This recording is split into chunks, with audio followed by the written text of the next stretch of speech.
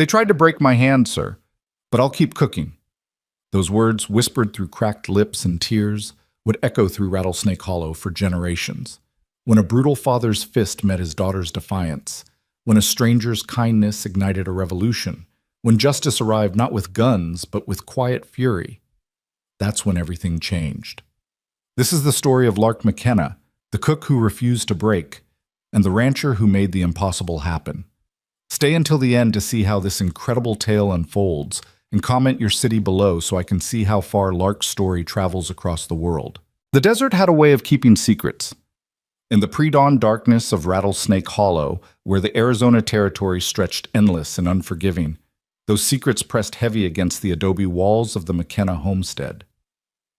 The house stood alone, a weathered structure of sun-bleached wood and crumbling mortar, surrounded by nothing but sagebrush and silence.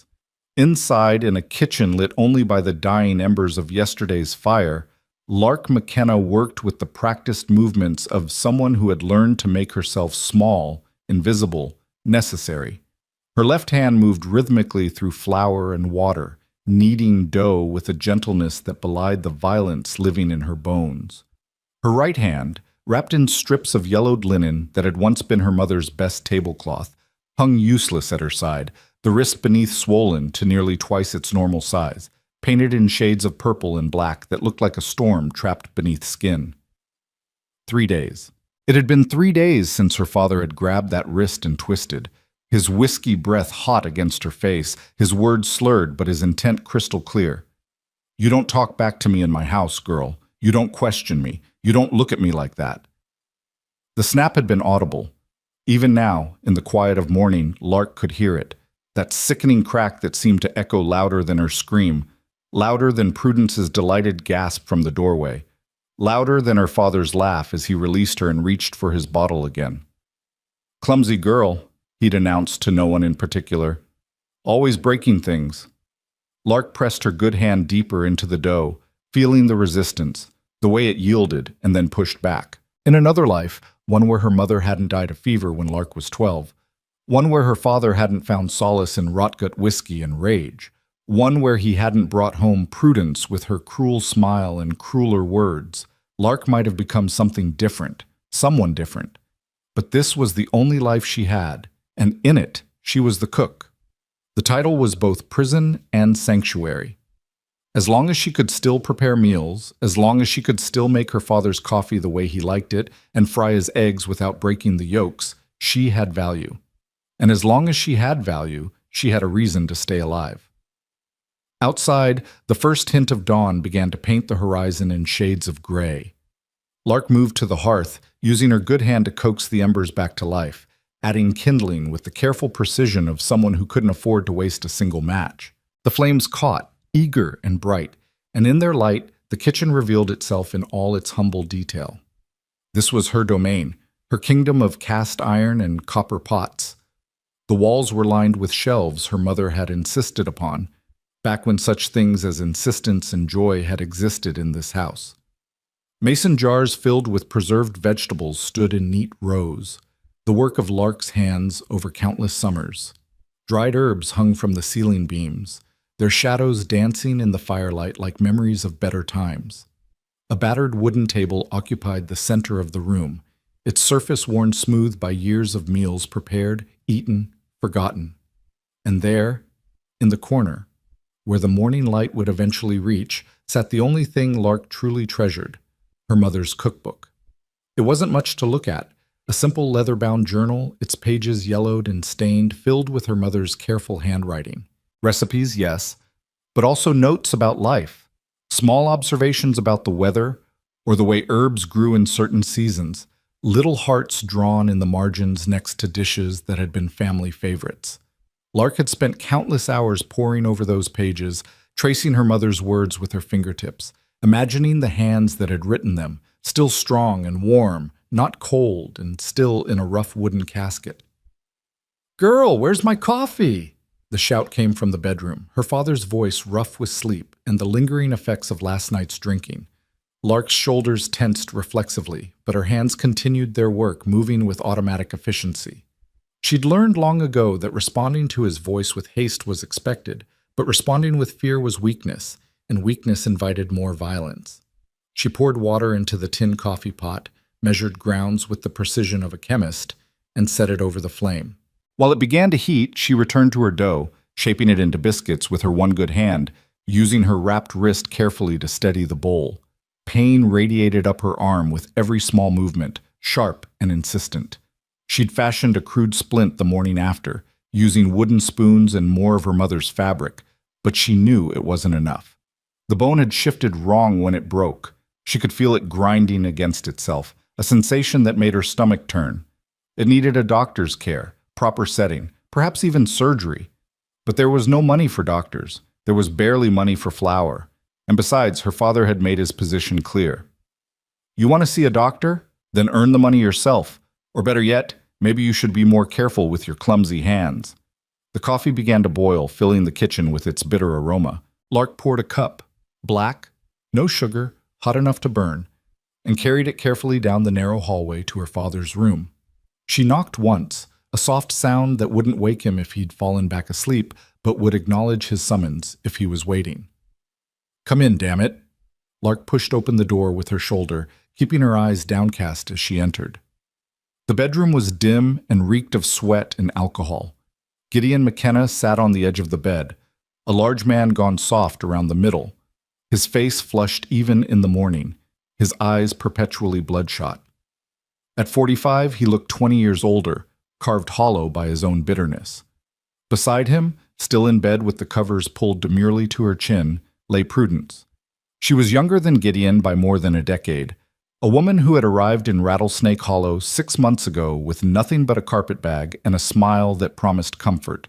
Gideon had married her within a week, desperate for companionship after 3 years of widowhood, blind to the calculation in her green eyes. Lark had seen it immediately. Prudence wasn't cruel because she enjoyed causing pain. She was cruel because she understood that in this household there was only room for one woman, and Lark's position as daughter and keeper of her mother's memory made her a threat. Took you long enough, Gideon muttered, snatching the cup from Lark's hand without looking at her. He drank deeply, winced at the heat, drank again. Biscuits ready? Soon, father. 20 minutes. 20 minutes is now, girl. I've got business in town today. I'm working as fast as I can with... Lark caught herself, swallowing the rest of the sentence. Drawing attention to her injury would be seen as complaint, and complaint invited retribution. But Prudence had already noticed. She sat up in bed, letting the covers fall just enough to remind everyone in the room that she was the mistress now, the one who shared Gideon's bed, the one who had replaced the irreplaceable. Oh dear, she said, her voice dripping with false concern. Is your hand still hurting, Lark? How terribly clumsy of you to fall like that. You really should be more careful around the woodpile. The lie had been established the night it happened. Lark had tripped, stumbled, fallen against the stack of firewood behind the house. An accident. Nothing more. Never mind that there were no splinters, no scrapes, no marks consistent with such a fall. Never mind that Prudence's eyes had glittered with satisfaction as she'd helped spread the story through town, her voice a perfect mask of sympathy. I'm managing, Lark said quietly, backing toward the door. I'll have breakfast ready shortly. She fled before either of them could call her back, her heart hammering against her ribs. In the kitchen, she focused on the physical tasks at hand, rolling out the biscuits, placing them in the Dutch oven, positioning it carefully in the coals to bake. Her hands shook slightly, and she hated herself for it, hated the fear that had become her constant companion, hated the small, broken thing she'd become. But even as the self-loathing rose, another feeling stirred beneath it, something harder, sharper. Anger. She was tired, so profoundly, bone-deep tired of being afraid, of making herself small, of accepting that this was simply her life and always would be. She was 23 years old. Her mother had been married by 18, had birthed Lark by 19, had known love and partnership and the kind of marriage where two people built something together rather than tearing each other apart. Lark had known none of these things. She'd known only this kitchen, this house, this slow suffocation. As she worked, she found her gaze drifting to the window, to the vast emptiness beyond. Somewhere out there, people lived different lives. Women who weren't prisoners in their fathers' houses. Men who didn't rule with fists and fury, families where laughter wasn't a forgotten sound. But those were fairy tales, and Lark had stopped believing in fairy tales the day her mother died. The biscuits baked, filling the kitchen with the warm scent of bread and promise. Lark prepared plates, eggs fried in bacon grease, thick slices of ham from the smokehouse, the biscuits split and buttered. She carried the food to the table in the main room, setting places for 3 even though she wouldn't be eating with them. Servants didn't eat with the family, and that's what she was now, the help. Gideon appeared first, dressed for town in his leaf-stained shirt, his hair slicked back with water. He sat without ceremony and began eating, shoveling food into his mouth with the enthusiasm of a man who had never learned that meals could be savored rather than endured. Prudence followed, wearing a dress of pale green that Lark recognized as one of her mother's, altered to fit Prudence's slighter frame. The sight of it made Lark's chest tighten, but she said nothing. Everything that had been her mother's now belonged to Prudence. That was the way of things. "These biscuits are dry," Prudence announced, breaking one apart with her fingers and examining it critically. "Don't you agree, darling?" Gideon grunted, his mouth too full to respond properly. "Perhaps," Prudence continued, her eyes finding Lark where she stood by the kitchen doorway. "It's difficult to cook properly with only one good hand. Perhaps we should consider hiring someone more capable." The threat hung in the air, delicate and deadly. If Lark couldn't cook, she had no value. And if she had no value, "The biscuits are fine," Lark said, her voice steadier than she felt. "The recipe is Mother's. She made them the same way for 15 years. It was a mistake to invoke her mother, and Lark knew it the moment the words left her mouth. Prudence's face tightened and Gideon's head snapped up, his eyes narrowing. "Your mother," he said slowly, "is dead. And this is Prudence's kitchen now. If she says the biscuits are dry, then they're dry. You got something to say about that?" Lark forced herself to look at the floor, to make her body language submissive, apologetic. "No, Father, I'm sorry. I'll do better." "See that you do." He returned to his meal, dismissing her, but Prudence wasn't finished. She never was. "Gideon, darling, I've been thinking, perhaps it's time Lark considered finding work elsewhere. The Dawson Ranch is always looking for kitchen help, and it would give her a chance to spread her wings. A young woman shouldn't spend all her time in her father's house." The suggestion was poison wrapped in silk. The Dawson Ranch was 40 miles east, a hard-scrabble operation run by a man known for his wandering hands and his wife's willful blindness. Sending Lark there would be sending her to a different kind of hell. Lark's hands clenched into fists, the pain from her broken wrist flaring sharp and bright. She opened her mouth to protest, to beg, to promise she'd be better, cook better, be more invisible. But the sound of hoofbeats outside cut through the tension. All 3 of them turned toward the window as a rider approached, his silhouette dark against the rising sun. He was tall in the saddle, sitting with the easy confidence of a man who'd spent more of his life on horseback than off it. Even from a distance, there was something commanding about him, something that made the air itself seem to pay attention. Gideon stood, wiping his mouth with the back of his hand. "Who the hell is that?" The rider drew closer, and Lark found herself drifting toward the window despite herself, drawn by something she couldn't name. As he came into focus, she saw a man in his mid-30s, broad-shouldered and lean, wearing the practical clothes of someone who worked the land, dark trousers, a worn leather vest, a hat that had seen its share of sun and storms. His face was tanned and angular, marked with the kind of lines that came from squinting into horizons and making hard decisions. But it was his eyes that caught her. Even at this distance, even through the wavy glass of the old window, Lark could see that they were different, calm and assessing, the eyes of someone who saw the world clearly and without illusion. He stopped his horse in front of the house and dismounted in one fluid motion. For a moment he simply stood there, his gaze traveling over the homestead, taking in the sagging fence line, the half-collapsed barn, the general air of neglect that had settled over the property since Gideon had given up caring about anything but his bottles. Then his eyes found the window, found Lark. She should have stepped back, should have retreated to the kitchen where she belonged. But she didn't. She stood frozen, caught in that gaze, feeling something shift inside her like a door opening in a room that had been locked for years.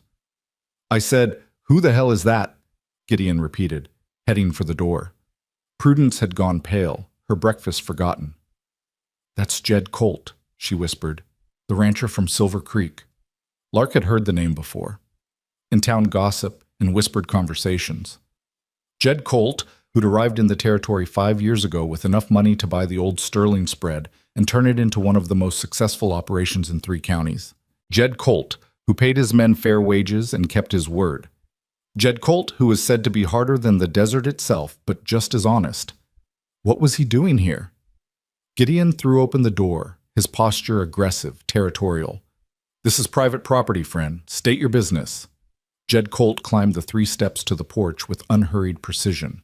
Up close, he was even more imposing, easily 6'3", with the kind of physical presence that came not from seeking confrontation, but from never backing down from it. "Mr. McKenna," his voice was deep and measured, each word chosen carefully. "Name's Jed Colt. I run the Silver Creek Ranch north of here." "I know who you are. What do you want?" "I'm looking for someone who can cook for my crew. Heard tell there might be someone here who fits the bill." His eyes moved past Gideon, past Prudence, who had appeared in the doorway, and landed on Lark with unerring accuracy. "That her?" The question hung in the air, and Lark felt her heart begin to race. A job.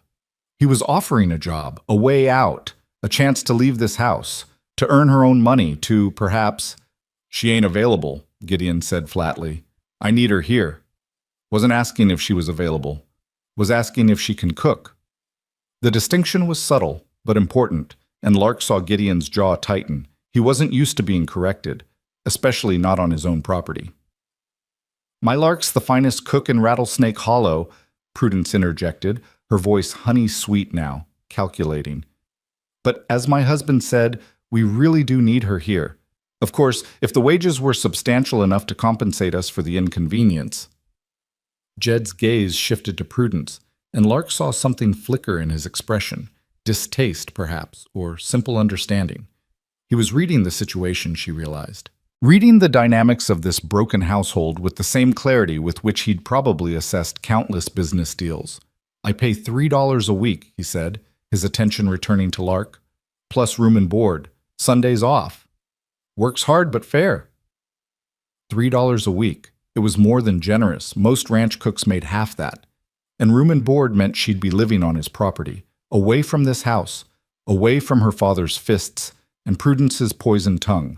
It was everything she'd dreamed of and never dared to hope for. "She don't need room and board," Gideon growled. "She's got a home right here." "A home where she breaks her wrist falling into woodpiles?" Jed's voice remained level, but there was steel underneath now. His eyes had found Lark's makeshift splint, had noted the way she held her arm against her body, protecting it. Must have been quite a fall. The silence that followed was sharp enough to cut. Lark felt Prudence tense beside her father, felt the sudden spike of danger in the air. Her father's temper was a living thing, volatile and unpredictable, and challenging him, even obliquely, was dangerous. "What are you implying?" Gideon took a step forward, his hands curling into fists. Jed didn't move, didn't even blink. "Not implying anything, Mr. McKenna. Just observing that a woman who can cook with a broken wrist must be pretty damn determined. That's the kind of person I want working for me." It was masterfully done, transforming an accusation into a compliment, diffusing the situation while simultaneously making his point clear. Lark felt something bloom in her chest, something that felt dangerously like hope. "The answer's no," Gideon said flatly. "Now get off my property." "Fair enough." Jed touched the brim of his hat, a gesture of respect that somehow conveyed the opposite. "But if you change your mind, Miss McKenna, the offer stands. Silver Creek Ranch, 10 miles north of town. You come by any time, I'll give you a fair shake." He was speaking directly to her now, over her father's head, as if Gideon didn't exist at all. It was the most radical thing Lark had ever witnessed.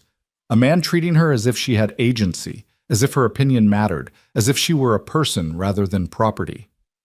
"She won't be coming by," Prudence said sharply, "and I'll thank you not to put ideas in her head, Mr. Colt.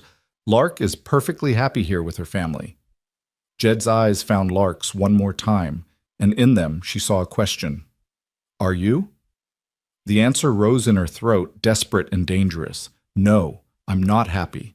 I'm dying here, slowly, by inches, and I don't know how much longer I can survive. But before she could speak, before she could even think about speaking, Gideon stepped between them, blocking her from Jed's view. I said, "Get off my property. Don't make me say it again." For a moment, Lark thought Jed might push back, might force the confrontation that was simmering just beneath the surface.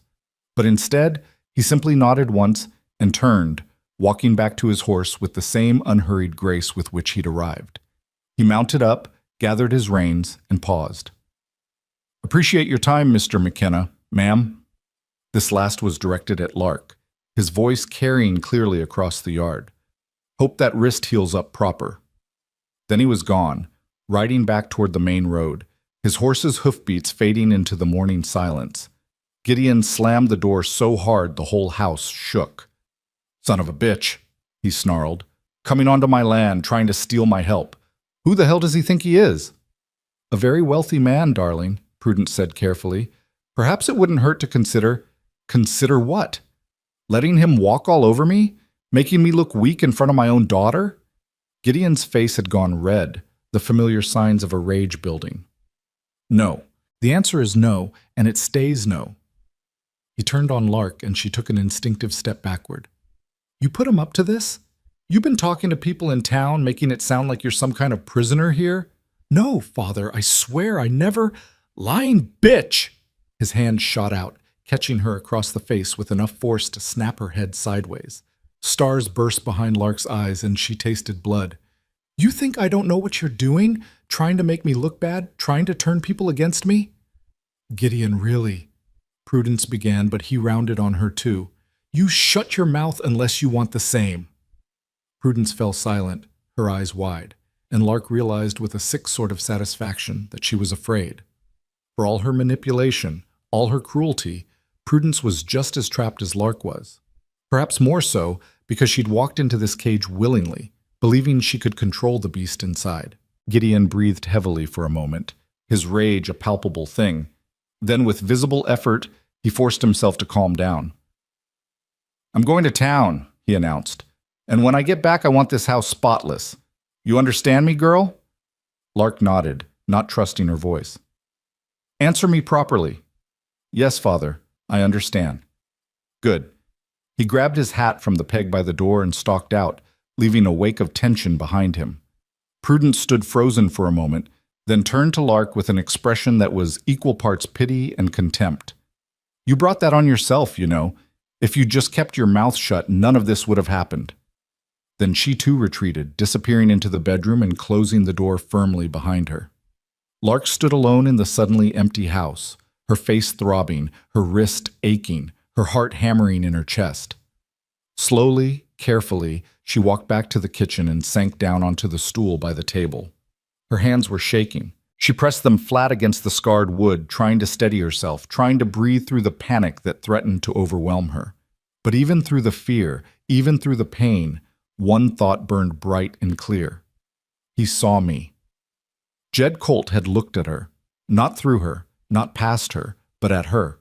He'd seen her broken wrist and known immediately that it was a lie, that the story about the woodpile was a fiction. He'd seen her trapped here, seen the prison of her existence, and he'd offered her a key. $3 a week, room and board, a life away from this house. It was impossible, of course. Her father would never allow it. And even if he did, what made her think she could actually do it? She'd never been more than 5 miles from this house. She'd never worked for anyone but her own family. She'd never been free. But God, how she wanted to be. Lark stood and moved to the window, looking out in the direction Jed had ridden. The landscape stretched empty and vast, full of possibilities and perils. Somewhere out there was Silver Creek Ranch. Somewhere out there was a different life. She touched her fingers to her swollen cheek, feeling the heat of the bruise already forming. This was her reality. This was what she had to work with. And if she wanted to survive, truly survive, not just exist, she was going to have to be smarter, more careful, more strategic than she'd ever been. But for the first time in longer than she could remember, Lark McKenna felt something other than despair. She felt angry. And anger, she was beginning to realize, could be a kind of fuel. The rest of the day passed in a blur of work and worry. Lark cleaned the house from top to bottom, her movements mechanical, her mind elsewhere. She scrubbed floors that had been scrubbed yesterday, dusted shelves that held no dust, beat rugs until her good arm ached almost as badly as her broken one. Physical labor was a refuge, a way to quiet the thoughts that chased each other in endless circles through her mind. What if I had said yes? What if I had walked out that door with Jed Colt and never looked back? What would have happened? But she knew what would have happened. Her father would have come after her. He would have made a scene, probably violent, possibly deadly. And even if she'd somehow made it to Silver Creek Ranch, what then? Her father knew where it was. He could show up any time, drag her back, punish her for her defiance. Unless, the thought formed slowly, dangerously, unless she wasn't his property anymore. Unless she had something that made her untouchable, untakeable. But what could a woman like her possibly have that would hold that kind of power? The afternoon sun was slanting through the windows when Lark heard the rattle of wagon wheels outside. She looked up from the vegetables she was chopping for dinner to see a wagon pulling into the yard, driven by a woman she recognized as Mrs. Chen from the general store in town. Lark wiped her hands on her apron and went to the door confused. The Chens didn't make deliveries. People went to them. What was Mrs. Chen doing here? The older woman climbed down from the wagon with practiced ease, adjusting her sun hat as she approached. "Miss McKenna," she said, her weathered face kind. "Afternoon." "Mrs. Chen, is something wrong?" "Wrong? No, I'm here with a delivery." She gestured to the back of the wagon where a large basket sat covered with a clean cloth. "A delivery? But we didn't order anything." "Not from your father, no. This came with instructions to deliver it to you specifically, from Mr. Jed Colt." Lark's heart skipped. "What?" Mrs. Chen smiled, and it was a knowing sort of smile, the kind exchanged between women who understood the world was harder for some than others. "Come see." Lark followed her to the wagon, her pulse racing. Mrs. Chen pulled back the cloth, revealing the contents of the basket: flour, fresh eggs, a tin of coffee, sugar, dried fruit, and most surprisingly, a small jar of honey. "There's a note," Mrs. Chen said, producing a folded piece of paper from her apron pocket. Lark took it with trembling fingers and opened it. The handwriting was strong and clear, surprisingly elegant for a rancher. "Miss McKenna, for the cook. Quality ingredients make quality meals. The offer still stands whenever you're ready. J.C." It wasn't signed with his full name, just initials, a small discretion perhaps, in case the note fell into the wrong hands. But the message was clear. He was still thinking about her, still offering her a way out. "Mr. Colt paid top dollar for these supplies," Mrs. Chen said quietly, "and he asked me specifically to deliver them when your father wasn't home. I expect he knew what he was doing." "Thank you," Lark whispered, her voice thick. "Thank you for bringing them." Mrs. Chen studied her for a long moment, taking in the bruise on her cheek, the wrapped wrist, the way Lark held herself like someone expecting a blow. Her expression softened.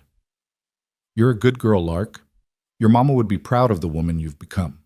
And if you ever need, if you ever need anything, you come see me. Understand? We women have to look out for each other in this world."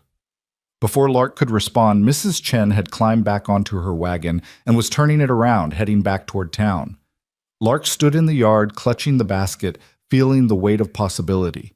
He'd sent her provisions. Not flowers, not jewelry, nothing romantic or inappropriate. He'd sent her the tools of her trade, an acknowledgement of her skill, a statement of respect. And he'd done it carefully, thoughtfully, in a way that wouldn't immediately provoke her father's rage. Lark carried the basket inside and set it on the kitchen table, running her fingers over the smooth surface of the flour sack, the cool glass of the honey jar. These were expensive items, particularly the coffee and honey. A week's wages for most men, spent on supplies for a woman he'd met for 5 minutes. Why? The question nagged at her as she put the supplies away, as she finished preparing dinner, as the afternoon wore into evening. Why would a successful rancher like Jed Colt take an interest in her? What did he see when he looked at her that made him willing to spend his money, risk her father's ire, involve himself in the messy business of another man's household? She was still pondering this when her father returned, stumbling through the door well after dark, reeking of whiskey and tobacco. He was in a foul mood, muttering to himself about uppity rich bastards and people who don't know their place. Lark had dinner ready, stew made with the fresh vegetables from her garden and some of the better ingredients from Jed's basket, though she'd hidden most of those supplies away where they wouldn't be immediately noticed. She served him in silence, then retreated to the kitchen while he ate and drank, and eventually passed out in his chair. Only when his snores filled the house did Lark finally allow herself to relax. She moved quietly to her small room off the kitchen, barely more than a closet really, with space only for a narrow bed and a single shelf for her few possessions. She lit a candle and pulled out her mother's cookbook, turning to a page she'd read 1,000 times. It was her mother's recipe for honey cake, written in her careful hand with a note at the bottom. This was my mama's recipe, and her mama's before her. When you make it, you're connected to all the women who came before, all the hands that kneaded and mixed and poured love into every bite. Lark traced the words with her finger, feeling that connection like a physical thing. Her mother, her grandmother, her great-grandmother, all of them had survived. They'd endured hardship and loss, found ways to carve out joy in difficult lives. They'd persisted, and so would she. Tucked into the back of the cookbook, hidden between pages of pie recipes, was Jed Colt's note. Lark pulled it out and read it again by candlelight. The offer still stands whenever you're ready. When? Not if. As if he already knew she'd say yes eventually, as if it were simply a matter of time and courage. Maybe he was right. Lark folded the note carefully and returned it to its hiding place. Then she lay down on her narrow bed, her broken wrist throbbing, her cheek tender, her body exhausted, but her mind racing. Tomorrow would bring new challenges, new dangers. Her father's anger would still be there, and Prudence's cruelty, and the grinding reality of her trapped existence. But tomorrow would also bring the possibility of change, because somewhere out there, 10 miles north of town, was a man who'd looked at her and seen not a possession, not a servant, but a person, a cook who was worth fighting for, and maybe, just maybe, worth saving. Over the following weeks, something shifted in the rhythm of Lark's existence. The basket of supplies had been only the beginning. 3 days after Mrs. Chen's delivery, Lark found a small burlap sack on the back porch when she went out to draw water at dawn. Inside were 6 perfect apples, their skins still cool with morning dew, and a note in that same strong handwriting. For pies. The men miss proper dessert. A week later, another delivery arrived. This time, a young ranch hand rode up while Gideon was in town, tipped his hat respectfully, and handed Lark a parcel wrapped in brown paper. Inside was a pound of real butter, pale yellow and fresh, the kind that cost more than Lark typically saw in a month. No note this time, but she knew who it was from. Each gift was practical, thoughtful, carefully chosen to be useful rather than romantic. Nothing that could be construed as courtship, nothing that would give Prudence ammunition for her insinuations. Just supplies for a cook, delivered by a man who appreciated good food and recognized talent when he saw it. But Lark understood the deeper message. She wasn't forgotten. The offer still stood. And more than that, Jed Colt was patient. He wasn't pushing, wasn't demanding an answer. He was simply there, a steady presence at the edge of her awareness, waiting until she was ready. The gifts transformed her cooking in ways both practical and profound. With real butter and fresh spices, with quality flour and actual sugar to work with, Lark created meals that transcended mere sustenance. Her biscuits became lighter, her stews richer, her desserts the kind that people remembered long after the last bite. Even Gideon noticed, though he'd never admit the improvements came from another man's generosity. Finally learning to cook proper, he'd grunt through mouthfuls of apple pie. About damn time. Prudence, however, was less easily fooled. She'd found one of the empty flour sacks, higher quality than anything they bought from the general store, and had confronted Lark about it one afternoon while Gideon was working on the fence line. "Where did this come from?" Prudence demanded, holding up the sack like evidence in a trial. Lark kept her hands moving through the dough she was kneading, not looking up. "Mrs. Chen, she had extra stock and gave me a good price." "With what money? Your father certainly didn't give you anything extra." "I had some saved from mending work." It was a plausible lie.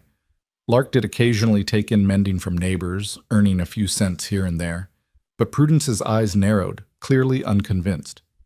"That rancher," she said slowly. "Colt.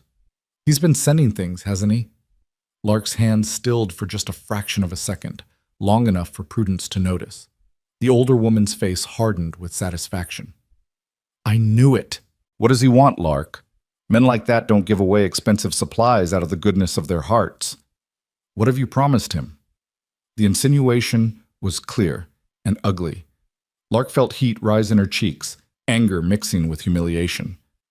"Nothing. I've promised him nothing because I haven't spoken to him since the day he came here." "But he's spoken to you, hasn't he? Through these little gifts. He's trying to buy you." "He's trying to help me." The words came out sharper than Lark intended, and she saw Prudence's expression shift from suspicion to calculation. "Help you do what exactly? Leave? Is that what this is about? You think you can just walk away from your responsibilities here?" "I have no responsibilities here except to cook and clean and take whatever violence comes my way." Lark's voice was rising now, months of suppressed rage finally finding voice. "I'm not his daughter. I'm his servant. And you've made sure I know that every single day since you arrived." Prudence's hand moved so fast Lark barely saw it coming. The slap caught her across the same cheek her father had struck weeks ago, reopening the barely healed split in her lip. Lark tasted blood, copper, and salt mixing with the flour dust in the air. "How dare you?" Prudence hissed. "How dare you speak to me that way? I'm the mistress of this house." "You're a woman who married a drunk for his land and found out too late that the land's mortgaged to the bank and the man's mortgaged to the bottle." The words poured out of Lark like poison finally lanced from a wound. "You're as trapped as I am, Prudence. The only difference is I didn't walk into this cage voluntarily." For a moment, Prudence simply stared, her face pale with shock. Then something crumpled in her expression, something that looked almost like recognition. When she spoke again, her voice was softer, more dangerous. "If you tell Gideon about the supplies, I'll make sure he beats you so badly you'll never cook again. Do you understand me?" It wasn't a threat, it was a statement of fact, and they both knew it was true. "I won't tell him," Lark said quietly. "But you won't either, because if you do, you'll have to explain how you knew about them. And then he'll know you've been watching me, searching my things, suspecting me. He won't like that." They stood in tense silence, two women locked in a battle neither could truly win. Finally, Prudence turned and walked away, her spine rigid with barely contained fury. Lark sagged against the table, her legs suddenly weak. That had been stupid, incredibly, dangerously stupid. She'd revealed too much, pushed back too hard. Prudence would find a way to make her pay for it. But God, it had felt good to finally say the truth out loud. That night, Lark lay in her narrow bed and listened to the sounds of the house settling around her. Gideon's snores rumbled through the thin walls. Somewhere in the darkness, a coyote called out to the moon. And in her mind, Lark composed a letter she'd never send to a man she barely knew. "Dear Mr. Colt, thank you for the supplies. Thank you for seeing me. Thank you for offering me a different life. I want to say yes. I want to walk out of this house and never look back. But I'm afraid. Not just of my father's anger, though that's real enough. I'm afraid I don't know how to be anything other than what I am now. I've been small and silent and scared for so long, I don't know if I remember how to be anything else. What if I come to Silver Creek and I'm not good enough? What if I fail? What if freedom is something I'm not strong enough to hold?"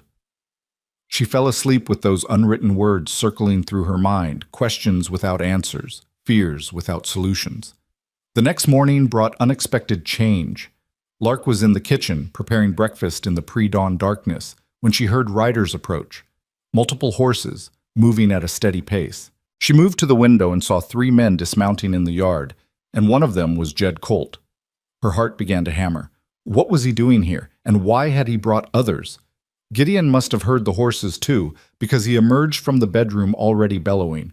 "What in the hell?" But he stopped short when he opened the door and saw who was standing on his porch.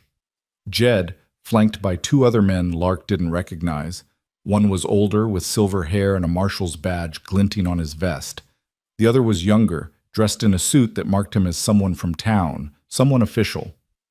"Mr. McKenna?" Jed said, his voice carrying that same measured calm. "Morning. Hope we didn't wake you." "What do you want, Colt? And why'd you bring the law to my property?" The marshal stepped forward, pulling a document from his coat pocket. "Mr. McKenna, I'm Marshal Webb. This here's Mr. Patterson from the bank.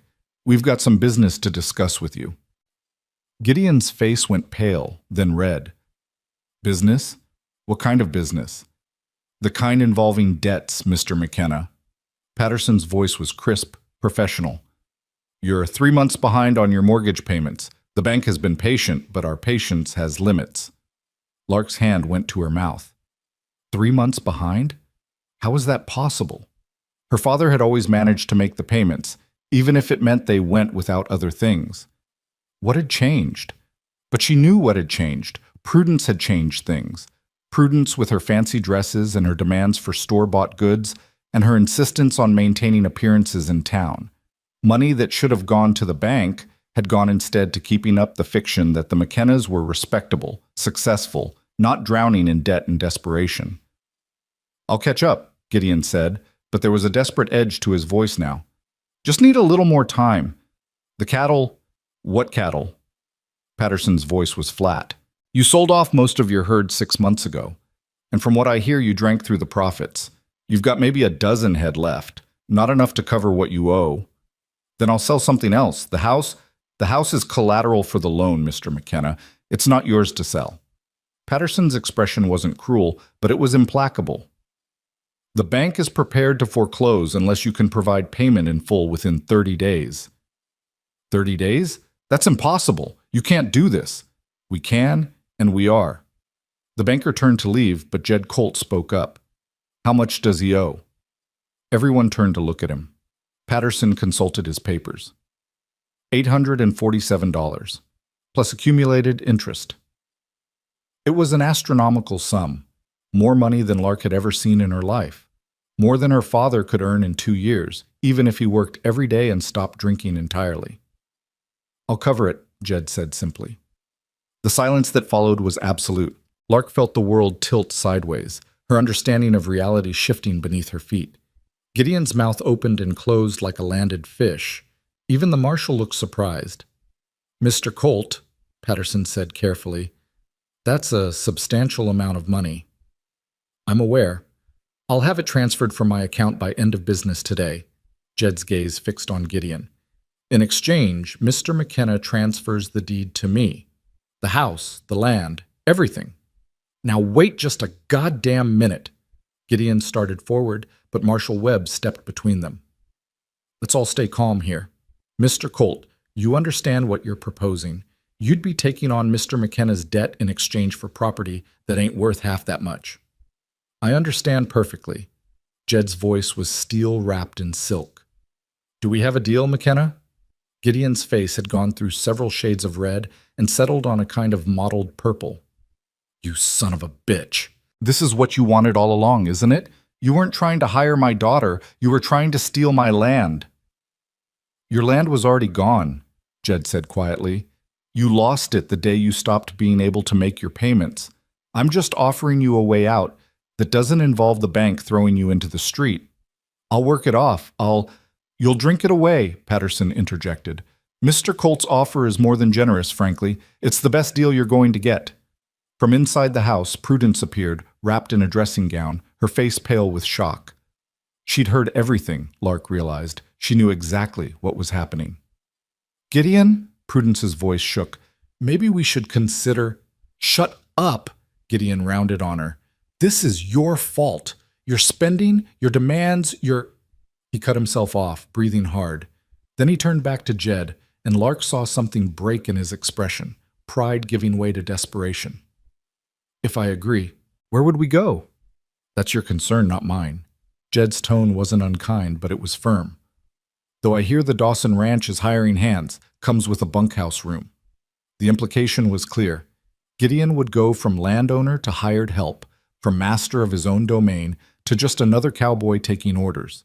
It was the ultimate humiliation for a man who'd built his entire identity around being his own boss. But it was also survival. and they all knew it. "What about Lark?" Prudence asked suddenly. All eyes turned to her. "If you're taking the house, what happens to her?" Jed's expression didn't change. "That's up to Miss McKenna, but my original offer still stands. She can cook for my crew, make her own wage, live on my property. Or she can do whatever else she chooses. She's a free woman." The words hung in the air like a benediction. Free woman. When had Lark last been free? Had she ever been? Gideon was staring at the ground now, his shoulders slumped. He looked old suddenly and small, all the bluster and violence drained away, leaving only a tired, defeated man who'd gambled everything and lost. "Fine," he said, the word barely audible. "Fine. I'll sign your damn papers." Patterson produced documents from his case, spreading them across the porch railing. The marshal witnessed as Gideon signed his name in a shaking hand, transferring ownership of everything he'd ever possessed to a man he'd met twice. When it was done, Jed folded the papers carefully and handed them to Patterson. "I'll have the money to the bank by 3 o'clock today." "Appreciate your business, Mr. Colt." Patterson tipped his hat and headed for his horse. Marshal Webb lingered a moment longer, his gaze moving from Gideon to Lark to Jed and back again. "You folks sort this out peaceable now, you hear? I don't want to come back out here for anything that ain't peaceable." "Won't be necessary, Marshal," Jed assured him. When the lawmen had ridden off, Jed finally turned his full attention to Lark. She stood in the kitchen doorway, still in her flour-dusted apron, her wrapped wrist pressed against her chest. Their eyes met, and she saw in his gaze a question that needed answering. "Miss McKenna," he said formally, "I meant what I said. You're welcome at Silver Creek any time. But if you'd prefer to make other arrangements, I respect that. This is your choice." "Her choice?" Gideon's voice was venomous. "She don't get a choice. She's my daughter, and she goes where I go." "She's a grown woman," Jed countered, "and this is America. She can do as she pleases." "Over my dead body." "That can be arranged." The words were soft, almost gentle, but they carried an unmistakable promise. Jed's hand hadn't moved toward the gun at his hip, but everyone present understood that it could, very quickly. Gideon took a step back, some of his old fear reasserting itself. He wasn't so drunk or angry that he'd challenge an armed man who had every legal right to be standing where he was. Lark found her voice, though it came out smaller than she wanted. When do you need an answer?" "Take your time," Jed said. "I'll be back tomorrow to make arrangements for the property. You can let me know then." He paused, then added quietly, "But Miss McKenna, you should know that as of right now, this land belongs to me, which means anyone living on it does so at my discretion. I'm a reasonable man, but I expect reasonable behavior in return." The warning was clear. Gideon could stay until he found other arrangements, but his days of ruling this house with violence were over. This was Jed's property now, and he wouldn't tolerate abuse under his roof. Gideon understood too. His face twisted with impotent rage, but he said nothing, just turned and stalked into the house. Prudence stood frozen on the porch, looking between Jed and Lark like a woman watching her entire world collapse. "What will we do?" she whispered. "That's for you and your husband to figure out," Jed said, not unkindly. "But I suggest you start packing. I'll want possession of the house within the week." He mounted his horse in one fluid motion, then looked down at Lark one last time. "Think about it," he said.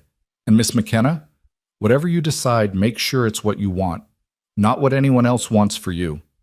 Then he was gone, riding back toward Silver Creek, leaving chaos in his wake.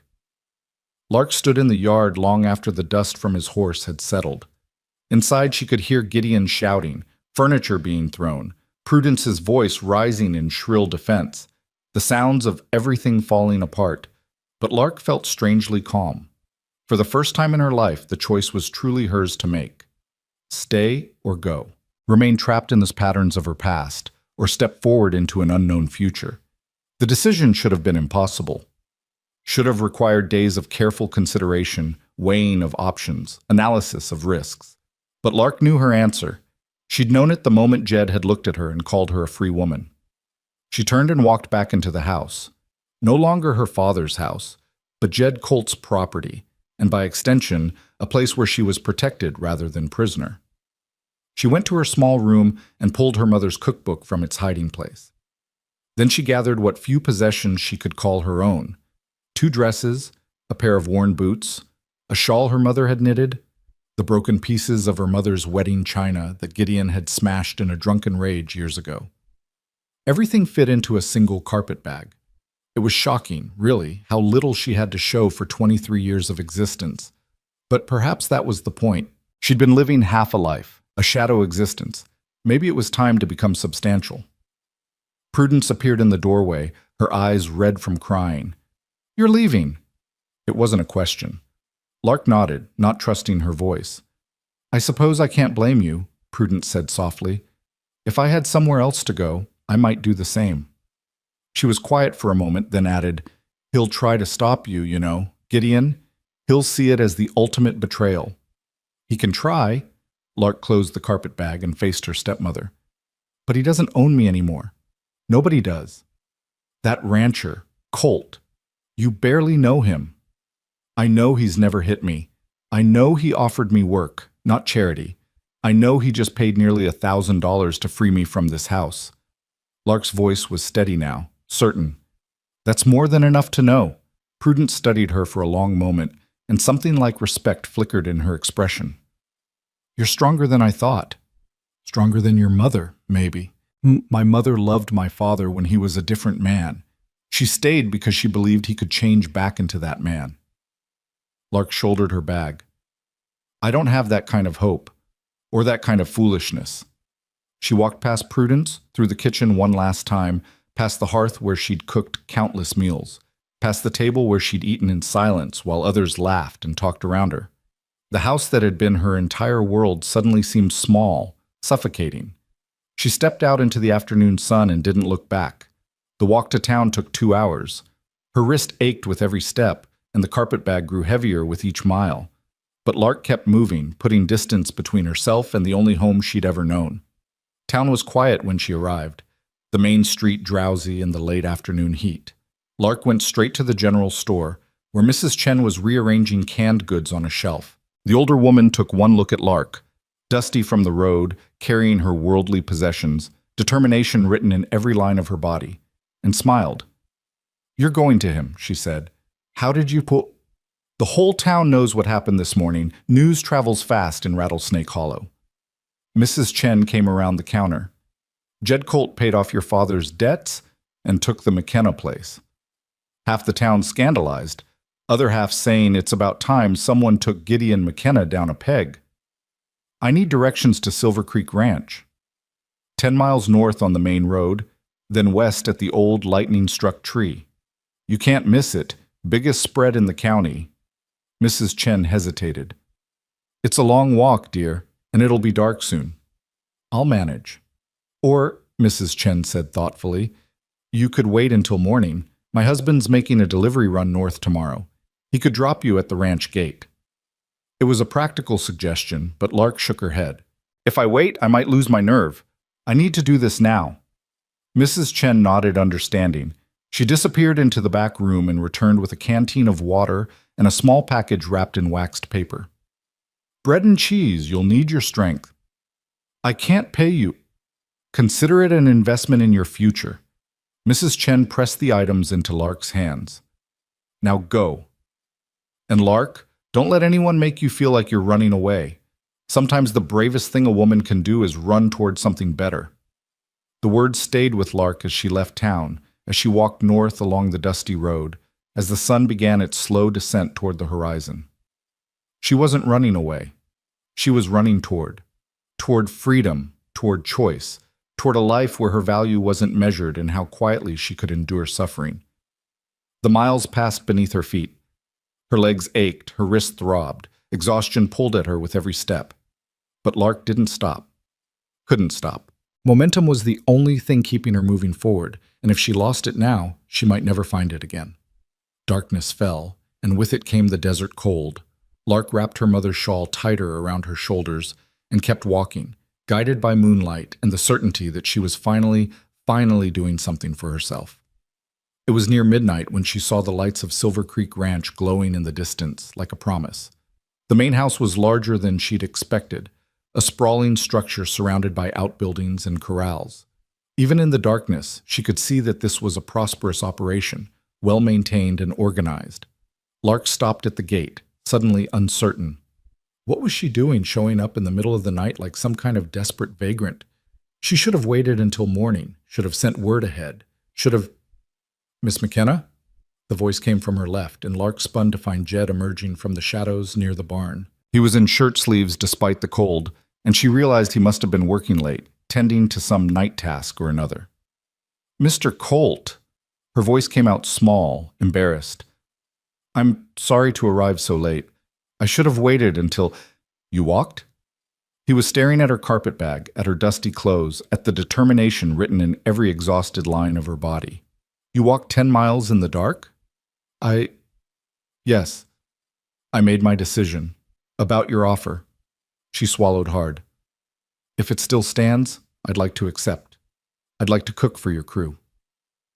Jed was quiet for a long moment, and in the moonlight, Lark couldn't read his expression. Had she made a mistake? Was the offer no longer valid? Had she burned her bridges with her father for nothing? Then he stepped forward and took the carpet bag from her shoulder, the gesture so gentle it made her throat tighten. Of course it still stands, he said quietly. Come on, let's get you inside and fed. Everything else can wait until morning. He led her toward the main house, and Lark followed, her legs shaking now that she'd finally stopped moving. The door opened into a large kitchen, warm and well lit, the kind of space a cook could dream about.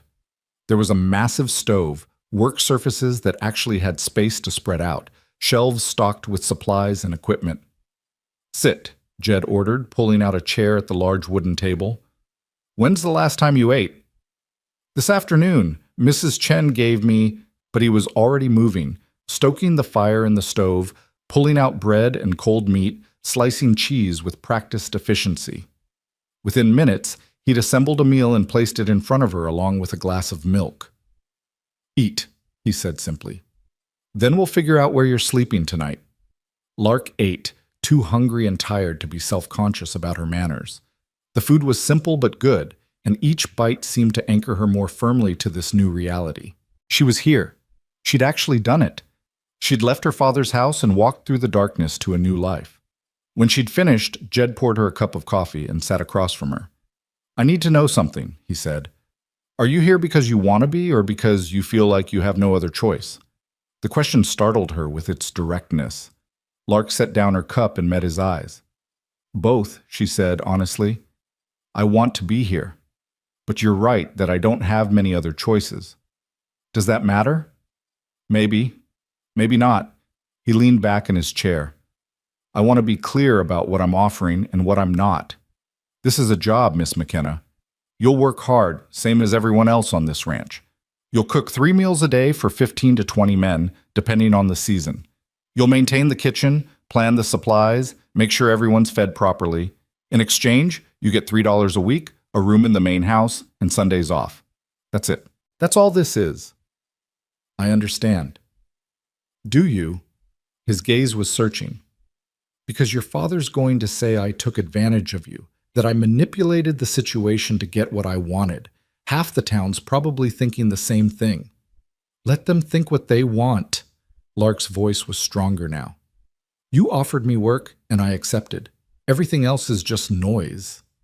Something shifted in Jed's expression, a tension easing. All right then, we'll start fresh tomorrow. For tonight, there's a room upstairs, second door on the left. It's small, but it's clean. Bathroom's at the end of the hall. Get some rest. You look like you're about to fall over. Lark stood, swaying slightly as exhaustion crashed over her in a wave. Thank you, she managed, for everything, for the supplies, for paying off the debt, for... Don't thank me yet, Jed interrupted. Wait until you've spent a week cooking for my crew. You might change your mind about how grateful you are. But there was warmth in his voice, something almost like amusement. Lark found herself smiling despite her exhaustion. I doubt that. She made her way upstairs, found the room he'd indicated. It was indeed small, just a bed, a dresser, and a chair, but it was clean and private and hers. Lark set her carpet bag on the chair and sank onto the bed, not even bothering to remove her boots. Through the floor, she could hear the sounds of the house settling, the creak of floorboards as Jed moved around downstairs, the distant lowing of cattle in the fields. the sounds of a working ranch, a living place, a home. Lark closed her eyes and felt the first tears come, hot and unexpected. They weren't tears of sadness or fear. They were tears of release, of finally letting go of all the weight she'd been carrying for so long. She'd done it. She'd walked away. She'd chosen herself.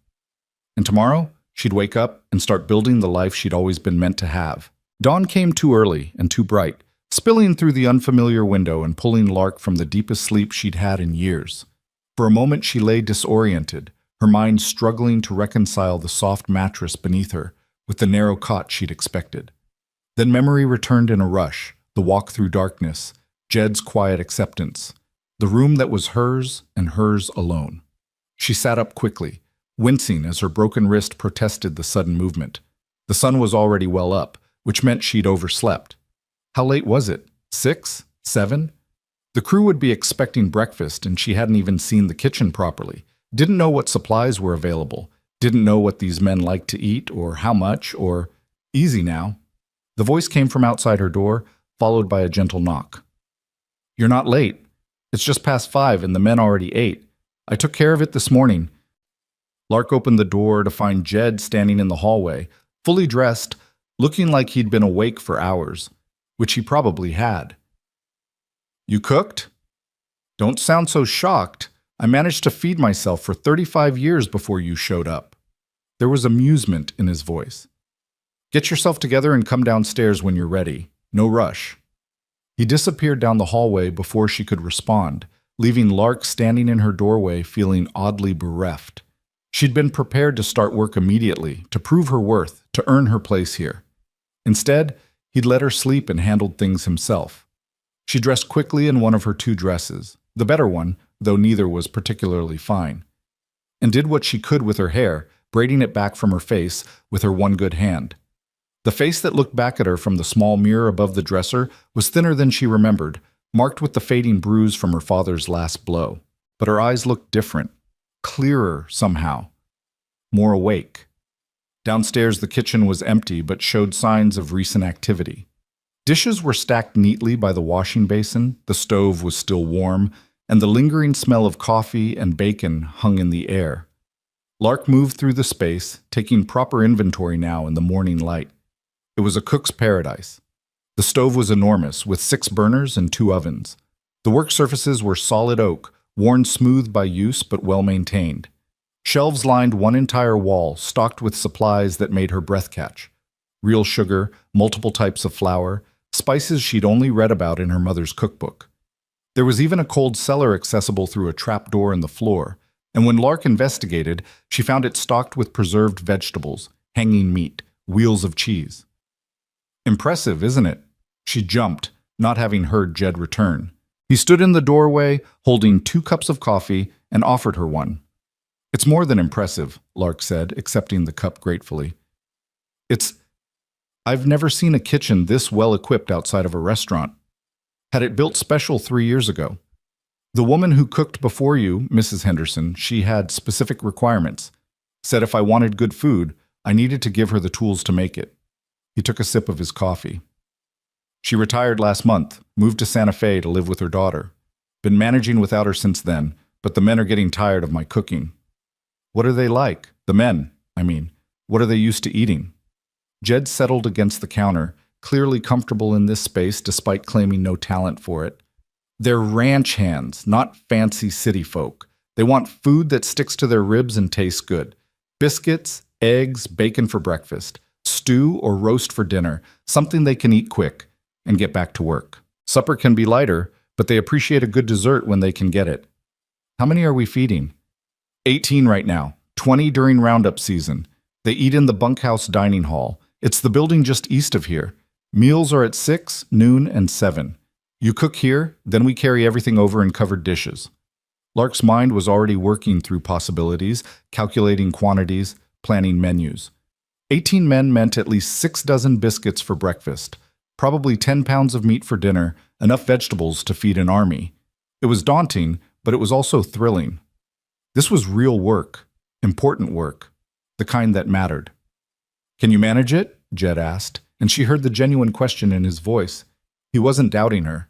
He was assessing, the way a good employer should. Yes? No hesitation.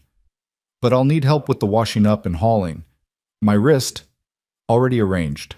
Miguel's youngest boy, Thomas, he'll help with dishes and heavy lifting. He's 15, strong as an ox, and his mother will be grateful for the extra income. Jed paused. Speaking of your wrist, Doc Halloway will be coming by this afternoon to look at it. I can't afford a doctor. Good thing I'm paying then. He held up a hand as she started to protest. This is a business expense, Miss McKenna. Can't have my cook working with a broken wrist that wasn't properly set. It's practical, not charity. Lark wanted to argue, wanted to insist she could manage on her own, wanted to prove she wasn't a burden or a charity case. But the truth was her wrist hurt constantly, and she could feel it wasn't healing right. Pride was a luxury she couldn't afford. Thank you, she said quietly. Now let's talk about today. The men already ate breakfast, so you've got time to settle in, get familiar with everything. I'll have Thomas bring in supplies from the cold cellar. You make a list of what you want. Noon meal is usually simple, sandwiches or leftover stew.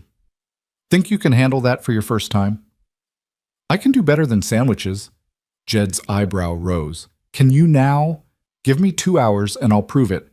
Something that might have been a smile tugged at the corner of his mouth. All right then. Show me what you've got, Miss McKenna. He left her to it, and Lark immediately rolled up her sleeves, metaphorically, since actually rolling them over her splinted wrist was impossible. She took proper inventory of the supplies, making notes in a small book she found in one of the drawers. Then she planned her menu, a hearty chicken and vegetable soup, fresh bread rolls, and apple turnovers using the dried apples she'd found in the cellar. Thomas arrived within the hour, a gangly teenager with his father's dark eyes and his mother's shy smile. Mr. Colt said you need help, ma'am. Miss McKenna is fine. And yes, I need several things brought up from the cold cellar. She handed him her list, watching as he read it carefully before heading down the ladder. As he worked, Lark started her bread dough, kneading it one-handed with a technique she'd perfected over the past weeks. The familiar rhythm calmed her nerves, centered her mind. This was what she knew how to do. This was where she had power. The morning passed in a blur of productive activity. The bread rose while she prepared the soup, chopping vegetables with careful precision, shredding the chicken Thomas brought up from yesterday's roasted bird. The turnovers came together quickly, simple pastry wrapped around spiced apples, sealed with a fork's tines and brushed with butter. By 11:30, the kitchen smelled like heaven. The bread had come out of the oven golden and perfect. The soup bubbled rich and fragrant on the stove, and the turnovers were just beginning to brown. Lark surveyed her work with satisfaction, then turned to Thomas. Can you help me carry this to the bunkhouse? Yes, ma'am. I mean, Miss McKenna. He grinned. The men are going to be mighty happy. They've been complaining about Mr. Colt's cooking for weeks. They loaded everything into covered dishes and made the short walk to the bunkhouse dining hall. It was a large, rough-hewn building with long tables and benches, currently empty as the men were still out working. Lark and Thomas set up the food family style, laying out stacks of bowls and plates, positioning everything so it would stay warm. The men began arriving just before noon, dusty and tired, talking among themselves about fence repairs and stubborn cattle. Their conversation died as they entered the dining hall and caught the smell of fresh bread and real cooking. Holy hell, one of them breathed. Is that actual food? Mrs. Henderson's back? Another asked hopefully. Better. Jed appeared in the doorway, and Lark realized he must have been watching for the men's arrival. This is Miss Lark McKenna, our new cook. I expect you all to treat her with respect and appreciate what she's doing for you. The men's attention turned to Lark, and she felt suddenly self-conscious, aware of her plain dress and wrapped wrist and the fact that she was probably 15 years younger than most of them. But she lifted her chin and met their gazes steadily. There's plenty for everyone, she said. Help yourselves. They needed no further encouragement. Within minutes, the room filled with the sounds of eating and appreciation, the kind of genuine pleasure that came from men who'd been subsisting on burnt beans and overcooked meat, suddenly encountering real cooking. This bread is incredible, one of them said through a mouthful. The soup's even better, another countered. When's the last time we had vegetables that weren't mush? Save room for dessert, Thomas announced proudly, bringing out the platter of apple turnovers. The response was immediate and gratifying. Grown men nearly came to blows over who got the last turnover, settling the dispute with a quick game of cards. Through it all, Lark stood near the kitchen doorway, watching their enjoyment with a satisfaction that went bone deep. This was why she cooked. Not because she had to, not because it was expected, but because food was a gift, a form of care, a way of saying, "You matter," without words. These men worked hard, and they deserved to be fed well. And she could do that. She was good at it. "I think you've won them over," Jed said quietly, appearing at her elbow. "They're easy to please. They were hungry." "No." His voice was firm. "Don't diminish what you did. That was exceptional cooking, and they know it. You know it too." Lark felt heat rise in her cheeks and changed the subject. "What do they usually do after the meal?" "Back to work. We're repairing the north fence line this week. They'll eat quick and head out again." He paused. "You did good, Miss McKenna. Real good." Before she could respond, a commotion at the door drew their attention. Two men had entered, but these weren't ranch hands. One was older, carrying a black medical bag that marked him as the doctor. The other was... Lark's breath caught. The other was her father. Gideon McKenna stood in the doorway of the bunkhouse dining hall, his face flushed with exertion and anger, his eyes wild. He'd been drinking. She could tell from the way he swayed slightly, from the aggressive set of his shoulders. "There she is!" He pointed at Lark with a shaking finger. "There's my daughter, the ungrateful little thief who ran off in the night like a common whore." The room went silent. Every man stopped eating, stopped talking, stopped moving. Lark felt her heart begin to hammer, old fear rising like bile in her throat. This was what she'd been afraid of, what she'd known would happen eventually. He'd come for her. But before she could move, before she could even think about retreating, Jed stepped between her and her father, his body a solid wall of protection. "Mr. McKenna," his voice was calm, deadly calm. "You're on my property without invitation. I suggest you leave." "Your property? Your property!" Gideon's voice rose to a roar. "That's my daughter, mine. You can't buy her like you bought my land." "I didn't buy anyone.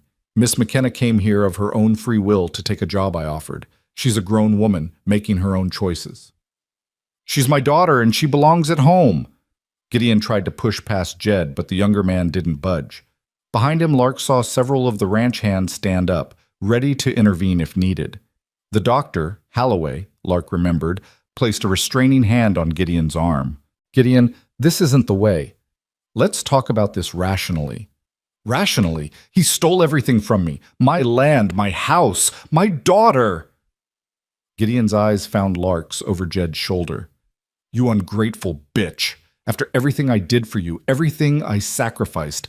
Everything you did to her, you mean?" Jed's voice cut through Gideon's rant like a knife. "Like breaking her wrist? Like beating her for having the audacity to speak? Like making her cook with broken bones while you drank away what little money you had left? That's lies. She fell. Did she also fall onto your fist and get that bruise on her face?" Jed's voice was getting quieter, more dangerous. "Did she fall into the fear I saw in her eyes every time you raised your voice? You don't know nothing about my family, about what it takes to raise a daughter alone after her mother died. I know you failed." The words landed like a physical blow. "I know you took a good woman's daughter and tried to break her spirit. I know you succeeded for a long time, but you don't get to do it anymore." Gideon's face had gone purple. "She's coming home with me, right now, or you'll what?" Jed's hand moved to rest on his hip, near his gun. He wasn't drawing, wasn't even touching the weapon, but the implication was clear. "You'll leave this bunkhouse. You'll get off my property, and you'll leave Miss McKenna alone. Those are your choices, Mr. McKenna. Pick one." For a long, terrible moment, Lark thought her father might actually try to fight. His hands were clenched into fists, his whole body vibrating with rage. But even drunk, even furious, Gideon wasn't quite stupid enough to challenge an armed man surrounded by his own employees. "This isn't over," he spat. "She's still my daughter. I have rights." "She's 23 years old," Doc Holloway interjected quietly. "In the eyes of the law, you have no claim on her whatsoever. She can go where she pleases."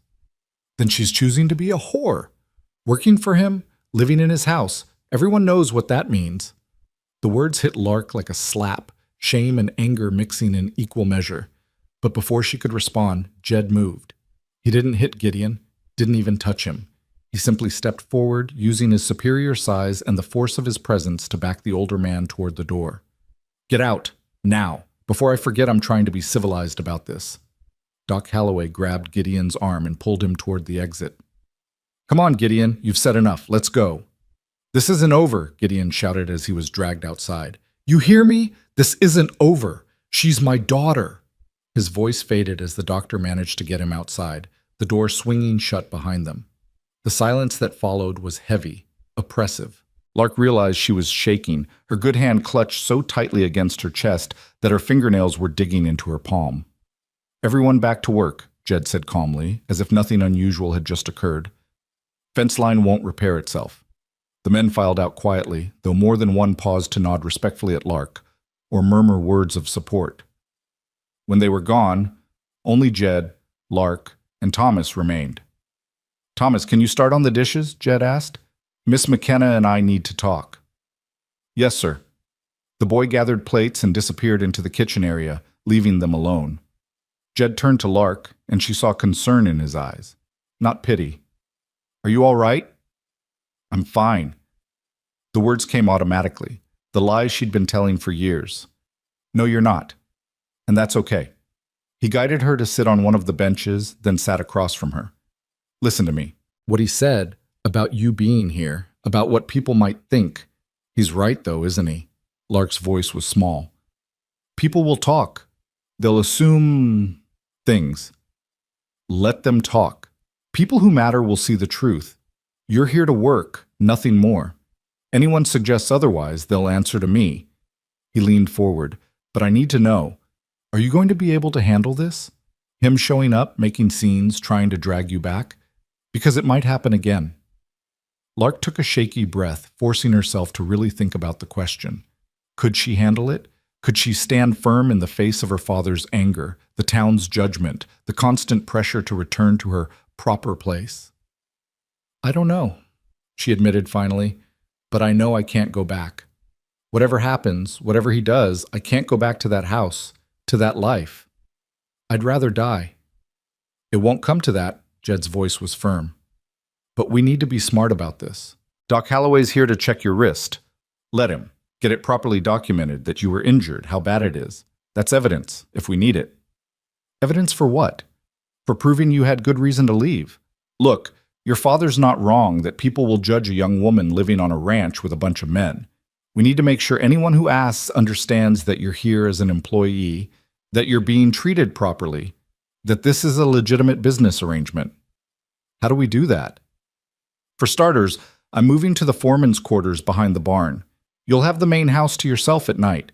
No one can accuse anything improper if we're not even sleeping in the same building." "You don't have to do that. This is your house." "It's a house," Jed corrected. "I've got several buildings I could sleep in. This way protects both of us. Your reputation matters, Miss McKenna, whether you think it does or not. In a place like Rattlesnake Hollow, reputation is currency."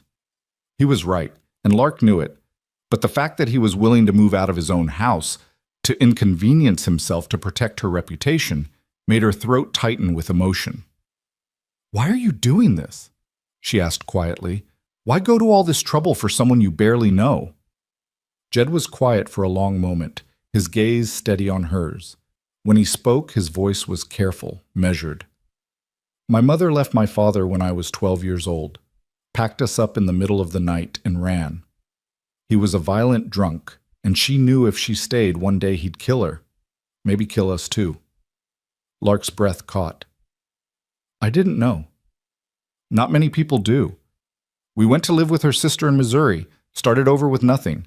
My mother worked herself nearly to death to keep us fed and clothed, but she was free. And watching her become herself again, watching her remember how to smile." He broke off, something raw crossing his face. "I swore that if I ever had the chance to help another woman get free like my mother did, I'd do it. No questions asked." The confession hung between them, intimate and painful. Lark understood now why he'd noticed her broken wrist so quickly, why he'd seen through the lies about falling into woodpiles. He'd lived this story before, from the other side. "Thank you," she said, and this time she meant it fully, completely. For seeing me, for helping me, for... Her voice broke. For caring. Don't thank me yet. This is just the beginning. Your father's going to make trouble, and people in town are going to talk, and there are going to be days when you wonder if you made the right choice. He met her eyes. But I promise you this, as long as you want to stay here, as long as you're willing to work, you'll have a place at Silver Creek. That's my word, and I don't break my word. Before Lark could respond, Doc Halloway returned, looking tired and frustrated. Got him calmed down and sent home. Prudence met us on the road. She'll keep him contained for now. He turned to Lark. Now, let's take a look at that wrist, young lady. The examination was painful and thorough. Doc Halloway unwrapped Lark's crude splint, probed the swollen wrist with gentle fingers, moved it carefully through limited ranges of motion. His face grew more grave with each passing moment. How long ago did this happen? He asked. 3 weeks, maybe 4. And you've been working on it this whole time? Lark nodded, not trusting her voice. Doc Halloway sat back with a heavy sigh. The bone's healing wrong. It's already started to set in the wrong position. I can feel where it's knitting together, but it's offset. There's going to be permanent weakness if we don't fix it. Can you fix it? Jed asked. Maybe. I'd need to re-break it, set it properly. It'll hurt like hell, and there's no guarantee it'll heal right, even then. But it's her best shot at getting full function back. Lark felt sick. Re-break it? The idea of deliberately inflicting that pain again made her want to run. But the alternative, living with a permanently damaged wrist, losing mobility, perhaps losing her ability to cook professionally, was worse. Do it, she said. Whatever you need to do, do it. Doc Halloway looked at Jed. You got any whiskey? She's going to need it. I don't drink, Lark said quickly. Today you do. The doctor's voice was kind but firm. Trust me, girl. You'll want to be at least partially numbed for this. 20 minutes later, Lark sat at the kitchen table with 2 shots of whiskey burning in her stomach and Doc Halloway's hands positioned on her wrist. Jed stood beside her, and she'd grabbed his hand without thinking, needing something to hold on to. Ready? The doctor asked. Doctor? She wasn't. Could never be ready for this. But she nodded anyway, squeezing Jed's hand so hard she felt his bones shift. The crack was audible. Pain exploded up her arm, white-hot and consuming. Lark screamed, a sound she didn't recognize as coming from herself. The world grayed at the edges, nausea rising in waves. Jed's hand was solid in hers, the only anchor keeping her from floating away into unconsciousness. Good girl, Doc Halloway murmured, working quickly now. Worst part's over, just need to set it now. More pain, but different, sharper, more focused. The grinding sensation of bone moving against bone made Lark's stomach heave, but she clamped her jaw shut and wrote it out. After what felt like hours, but was probably only minutes, the doctor stepped back. There. That's as good as I can get it. He began wrapping her wrist in proper bandages, creating a splint that was far more professional than her own attempt. You'll need to keep this immobilized for at least 6 weeks. No heavy lifting, no kneading bread, nothing that stresses the wrist. Understand? Lark nodded, not trusting herself to speak. The pain was already subsiding from agony to merely awful, helped by the whiskey and the profound relief that it was over. Can she still cook? Jed asked. Light work, maybe. Stirring pots, chopping vegetables, but nothing that requires 2 hands or significant strength. Doc Halloway closed his medical bag. That boy, Thomas? He'll need to do most of the heavy work. He will. Jed's voice was firm. Whatever she needs. The doctor left shortly after, extracting a promise from Lark to rest for the remainder of the day. Jed walked him out, and Lark heard their voices in low conversation outside. Then Jed returned alone, finding her still sitting at the table, cradling her newly splinted wrist. Thomas will handle dinner tonight, he said. I'll supervise. You're going to rest. You can rest. That's an order from your employer. But his voice was gentle. You've done more than enough for today. You proved yourself with that lunch. Nobody's questioning whether you belong here anymore. Lark wanted to argue, wanted to insist she could keep working, wanted to prove she wasn't weak or broken. But the truth was she felt hollowed out, exhausted in a way that went beyond physical tiredness. The confrontation with her father, the pain of having her wrist rebroken, the accumulated stress of the past 24 hours, it all crashed over her at once. "Okay," she whispered. "Okay." Jed helped her upstairs, his hand steady on her elbow.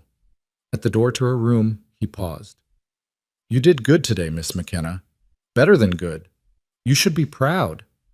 Then he was gone, his footsteps fading down the hallway, leaving Lark alone with her thoughts and her throbbing wrist and the strange, fragile feeling of being cared for. She lay down on the bed fully clothed and stared at the ceiling. Her father had called her a whore, had accused her of the worst things he could imagine, tried to shame her into returning. And for a moment, in that bunkhouse, she'd felt the old fear, the old certainty that he was right, that she was wrong to want more than what he offered. But then Jed had stepped between them, had made it clear without words that no one would be allowed to hurt her here, to diminish her, to make her small again.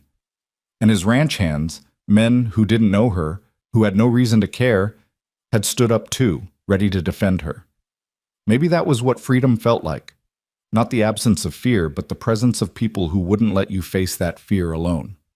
Lark closed her eyes and let exhaustion take her, falling into sleep with one hand still pressed against her newly splinted wrist, protecting the broken thing that might, with time and care, finally heal properly. When she woke, it was dark outside and someone had covered her with a quilt. On the bedside table sat a tray with cold chicken, bread, and a glass of milk. A note in Jed's handwriting read simply, "Eat. Tomorrow's a new day." Lark sat up slowly, her wrist aching but manageable. She ate the food mechanically, hardly tasting it, her mind already turning to tomorrow. To the meals she'd prepare, the men she'd feed, the life she was building here one day at a time. Her father would come back. She knew that with certainty. He wouldn't give up easily, wouldn't accept that he'd lost control of her. There would be more confrontations, more attempts to drag her back, more accusations and shame. But she also knew something else now, something that burned bright and certain in her chest. She wouldn't go back. No matter what he said, no matter what anyone said, she would never again make herself small and silent and scared to please a man who didn't deserve her submission. She was Lark McKenna, and she was finally free. And if that freedom came with a price, reputation, safety, certainty, then she'd pay it gladly. Because anything was better than the slow death of living in her father's house, cooking in that dim kitchen, accepting violence as the natural order of things. Tomorrow she'd wake early and start again. She'd cook breakfast with Thomas's help, would learn to work around her damaged wrist, would prove to Jed and his men and herself that she belonged here, that she could build a life from nothing but determination and skill. It wouldn't be easy. Nothing worth having ever was. But it would be hers. And that made all the difference. The weeks that followed took on a rhythm that was both foreign and deeply satisfying. Lark woke before dawn each morning, her internal clock adjusting quickly to ranch life. By the time the first gray light touched the horizon, she'd have coffee brewing and the kitchen warm, ready to begin the day's work. Thomas would arrive by 5:30, yawning but eager, and together they'd prepare breakfast for 18 hungry men. It was harder than cooking for just her father and Prudence, but it was also infinitely more rewarding. The ranch hands appreciated good food with an honesty that bordered on reverence. They thanked her after every meal, complimented specific dishes, asked if she could make certain things again. Their gratitude was genuine and unstinting, and it filled a hollow place in Lark's chest that she hadn't even known existed. But the real transformation wasn't in her circumstances, it was in herself. Working with her properly splinted wrist forced her to be creative, to delegate, to trust Thomas with tasks she would have insisted on doing alone before. The boy proved to be a quick learner and tireless worker, kneading dough with the enthusiasm of youth, hauling water and supplies without complaint, washing mountains of dishes with methodical efficiency. "You're getting good at this," Lark told him one morning as he shaped biscuits with surprising dexterity. "Your mother teach you to cook?" Thomas grinned, his face flushing with pleasure. "No, ma'am. She always said the kitchen was women's work, but I like it. There's something, I don't know, satisfying about making something people enjoy." "There is," Lark agreed, understanding exactly what he meant. "You've got talent, Thomas, real talent, if you wanted to pursue this professionally. My pa wants me to be a ranch hand like him, says cooking's not proper work for a man." The boy's enthusiasm dimmed slightly. But maybe someday when I'm older and can make my own choices? Lark heard the echo of her own trapped younger self in his words and made a silent vow to encourage him whenever possible. Everyone deserved the chance to pursue what they were good at, what brought them joy. She'd been denied that for too long to wish it on anyone else. By the third week, Lark's cooking had become legendary not just on the ranch but throughout Rattlesnake Hollow. Ranch hands from neighboring spreads would make excuses to visit Silver Creek around mealtimes, hoping for an invitation to stay. Mrs. Chen reported that people in town were talking about that McKenna girl's cooking with a mixture of admiration and confusion. How could someone raised by Gideon produce such remarkable food? The attention made Lark uncomfortable at first, but Jed seemed pleased by it. Good cooking attracts good workers, he explained one evening as they reviewed the week's supply needs. I've had 3 men apply for positions in the last week alone, all of them mentioning they'd heard about the food here. They'd fallen into an easy working relationship, he and Lark. Every Sunday, her day off, they'd meet in the kitchen to plan the coming week's menus and discuss supply orders. Jed had moved to the foreman's quarters as promised, but he was still involved in the daily operations of the household, still checking in to make sure Lark had what she needed. Speaking of which, Jed continued, pulling out a small ledger, I've been thinking about your wages. Lark's stomach tightened. Was he going to reduce her pay? Had she done something wrong? $3 a week isn't enough for what you're doing, he said, and Lark's breath caught. I'm raising it to $5, effective immediately. You're working harder than I expected, producing better results than I hoped for, and you deserve to be compensated fairly. That's very generous. Lark's voice came out smaller than she intended. $5 a week was more than most ranch cooks made, more than she'd ever dreamed of earning. It's fair, Jed corrected. There's a difference. He closed the ledger and looked at her directly. How's the wrist healing? Lark flexed her fingers carefully, testing the range of motion. Better. Doc Halloway says another 3 weeks in the splint, then we'll see. It still aches, especially when the weather changes, but it's manageable. Good. He was quiet for a moment, then added, Your father came by the property line yesterday. The words hit Lark like a physical blow. What? He didn't cross onto ranch land, he's not that stupid, but he sat on his horse on the far side of the fence for near an hour, just watching the house. Miguel saw him first and came to get me. I rode out to tell him to move along. What did he say?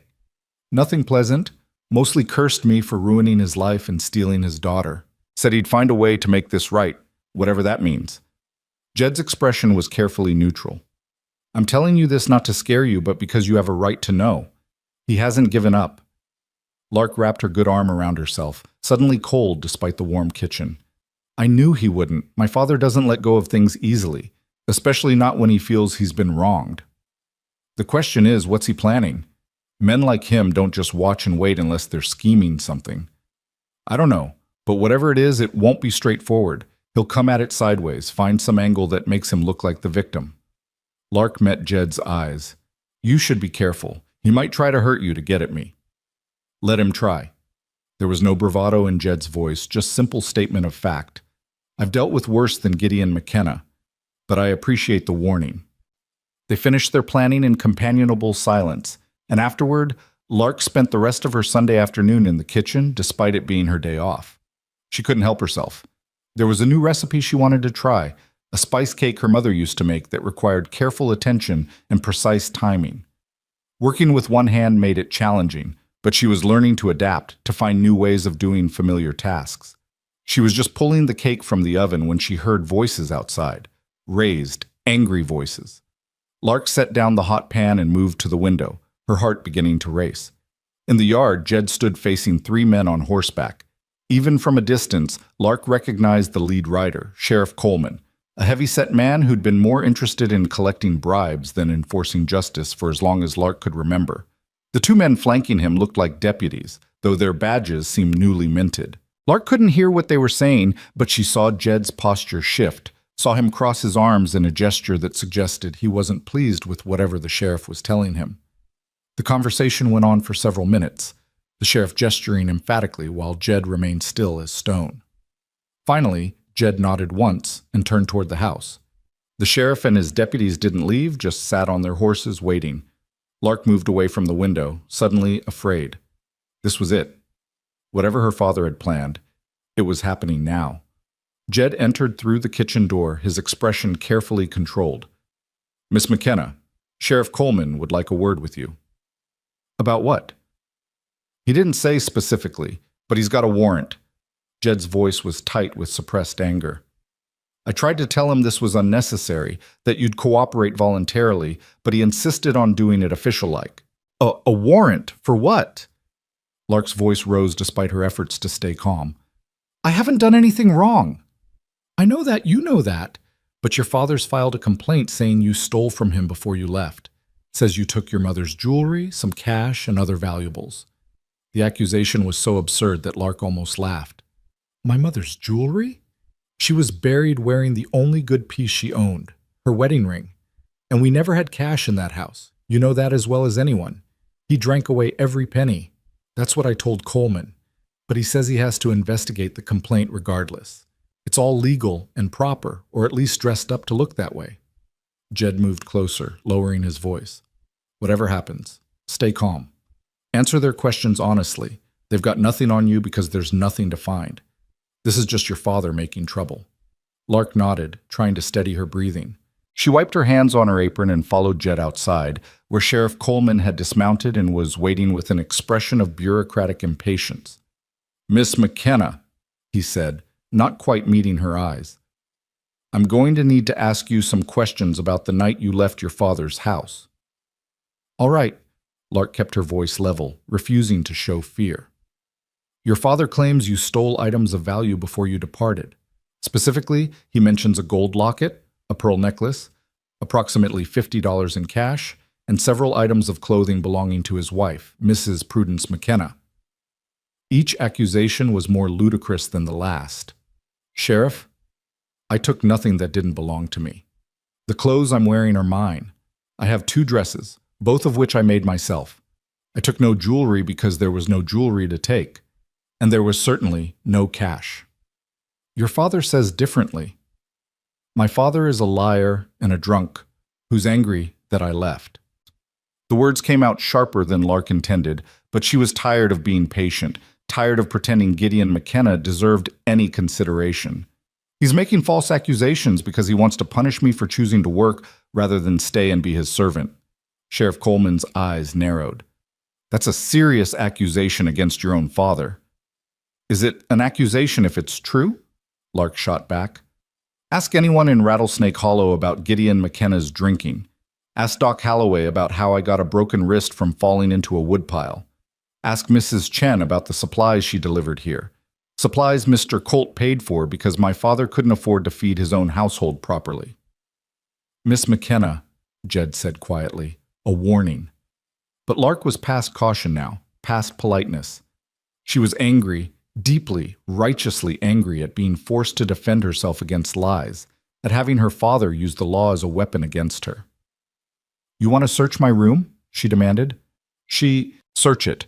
You won't find anything because there's nothing to find.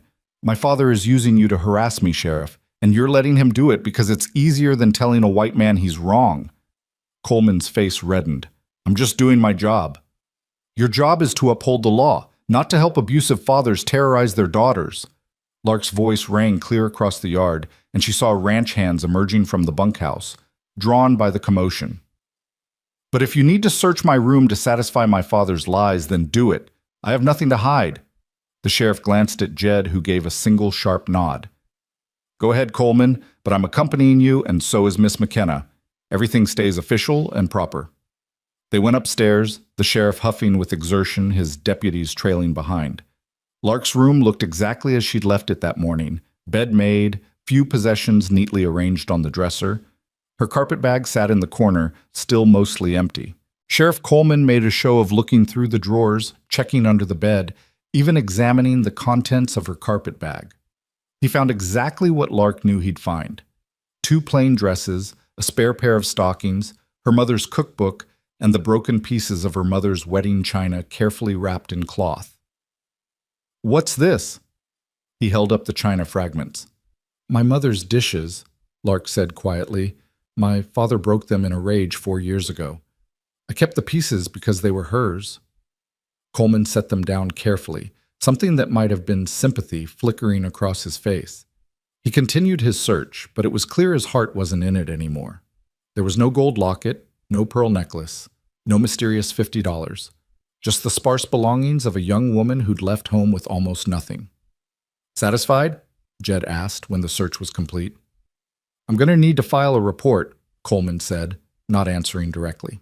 But it appears Miss McKenna is telling the truth. There's no evidence of theft. Because there was no theft, Lark said.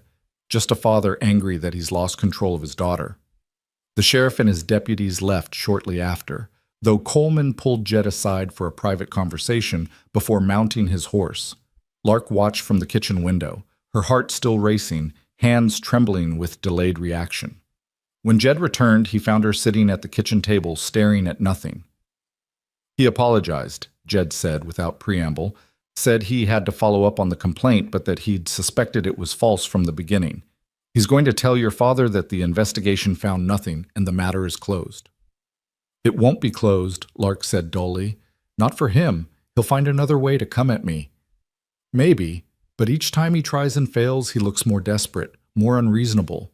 People are starting to see him for what he is. Jed pulled out a chair and sat across from her. Mrs. Chen came by yesterday with gossip from town.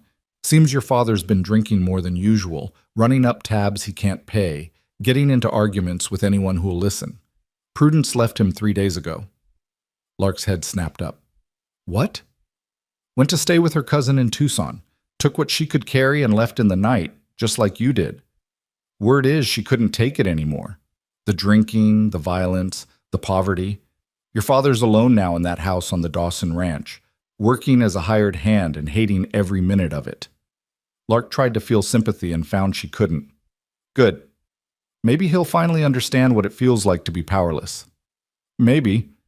Jed was quiet for a moment, then added, The men want to know if there's going to be cake. They smelled it baking and got their hopes up. The abrupt change of subject made Lark blink, then laugh, a slightly hysterical sound that she couldn't quite control. The cake. I forgot about the cake. It's still sitting on the counter, looking perfect. Jed's voice was gentle. Come on. Let's serve it up and remind ourselves that not everything in life is drama and struggle. Sometimes there's just good cake and people who appreciate it. They cut the cake together, Lark directing while Jed wielded the knife. When the ranch hands filed in for their Sunday evening dessert, a special treat Lark had instituted, their genuine delight at the spice cake did exactly what Jed had intended. It reminded her why she was here, what she was building, what mattered. Miss McKenna, one of the older hands said, his weathered face creasing with pleasure. This might be the best thing I've ever tasted. Better than your wife's cooking, Frank? Another man teased. Don't have a wife no more, and this is exactly why, Frank shot back, but he was grinning. A man could get used to eating like this. The easy camaraderie, the simple pleasure of shared food, the normalcy of it all, it grounded Lark in a way that nothing else could. This was real. This mattered. Her father's desperate attempts to control her, the sheriff's intrusive search, the town's gossip. None of it could touch this moment of connection and satisfaction. Later, after the men had left and Thomas had finished the washing up, Lark sat alone in the kitchen with a cup of tea and her mother's cookbook. She turned to the page with the spice cake recipe and read her mother's notes in the margin. Made this for Marcus on our first anniversary. He said it tasted like love. Maybe all good food does. Marcus had been her father's name, back when he was someone different. Back when he'd been capable of tasting love in a simple cake, of seeing his wife's care in every meal she prepared. Lark tried to reconcile that man with the one who'd broken her wrist and filed false charges against her, and found she couldn't. They were two different people, and the second had destroyed the first so completely that nothing remained but rage and resentment. You still up? Lark looked up to find Jed standing in the doorway, his hair damp like he'd just washed up. Couldn't sleep. Too much excitement for one day. He moved to the stove and poured himself coffee from the pot that was always kept warm. Mind if I join you? It's your house. It's your kitchen, he countered, but he sat anyway, cradling his cup between his hands. They sat in comfortable silence for a while. the kind that didn't need filling with words. Finally, Jed spoke. I want you to know something.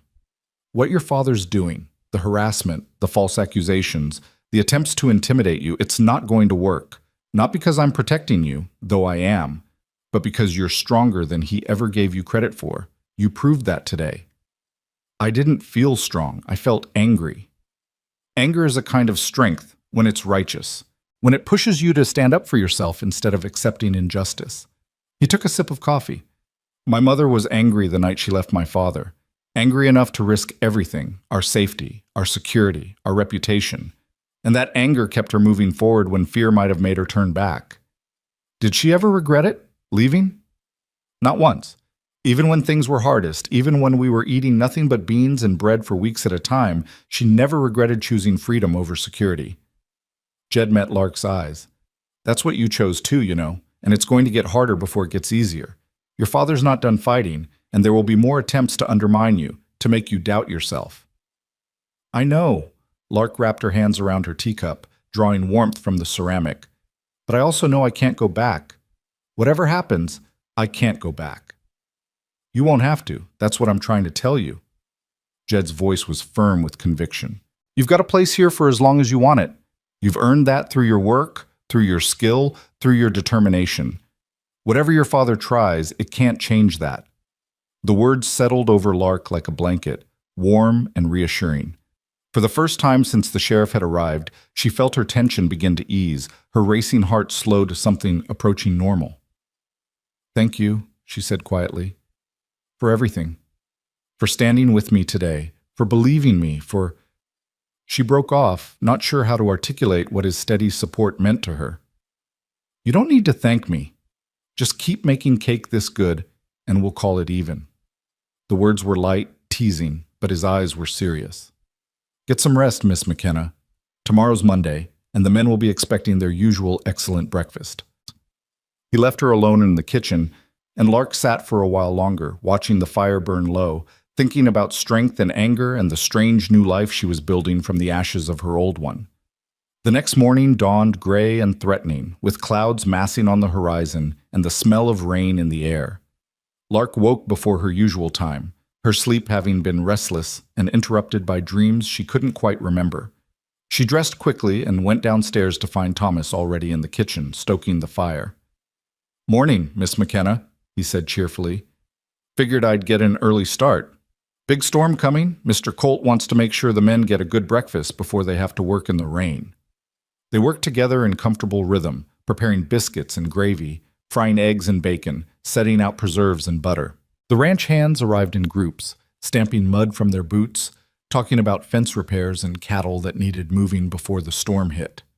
Jed came last, looking tired like he'd been up early dealing with preparations. He accepted a plate of food with a nod of thanks and ate quickly, his mind clearly elsewhere.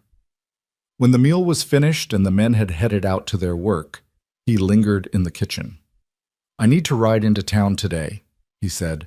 Business at the bank, some supplies to order. I'll probably be gone most of the day. Something in his tone made Lark look up. Is everything all right? Fine. Just want to make sure certain things are handled properly. He hesitated, then added, If anyone comes by while I'm gone, your father, the sheriff, anyone, you send them away and tell them to come back when I'm here. Don't let anyone pressure you into anything. I won't. But Lark felt uneasy. What aren't you telling me? Jed studied her for a moment, clearly debating how much to share. Finally, he said, I'm going to the bank to make sure your father can't claim any financial interest in your wages. I want everything documented properly, that you're an employee, that your pay goes directly to you, that you have your own account separate from any family claims. Can he do that? Claim my wages? Legally? No, not in most cases, but your father's proven he's willing to twist the law to serve his purposes. I want to make sure there's no ambiguity, no loopholes he can exploit. Jed's expression was grim. After yesterday's stunt with the sheriff, I'm not taking any chances.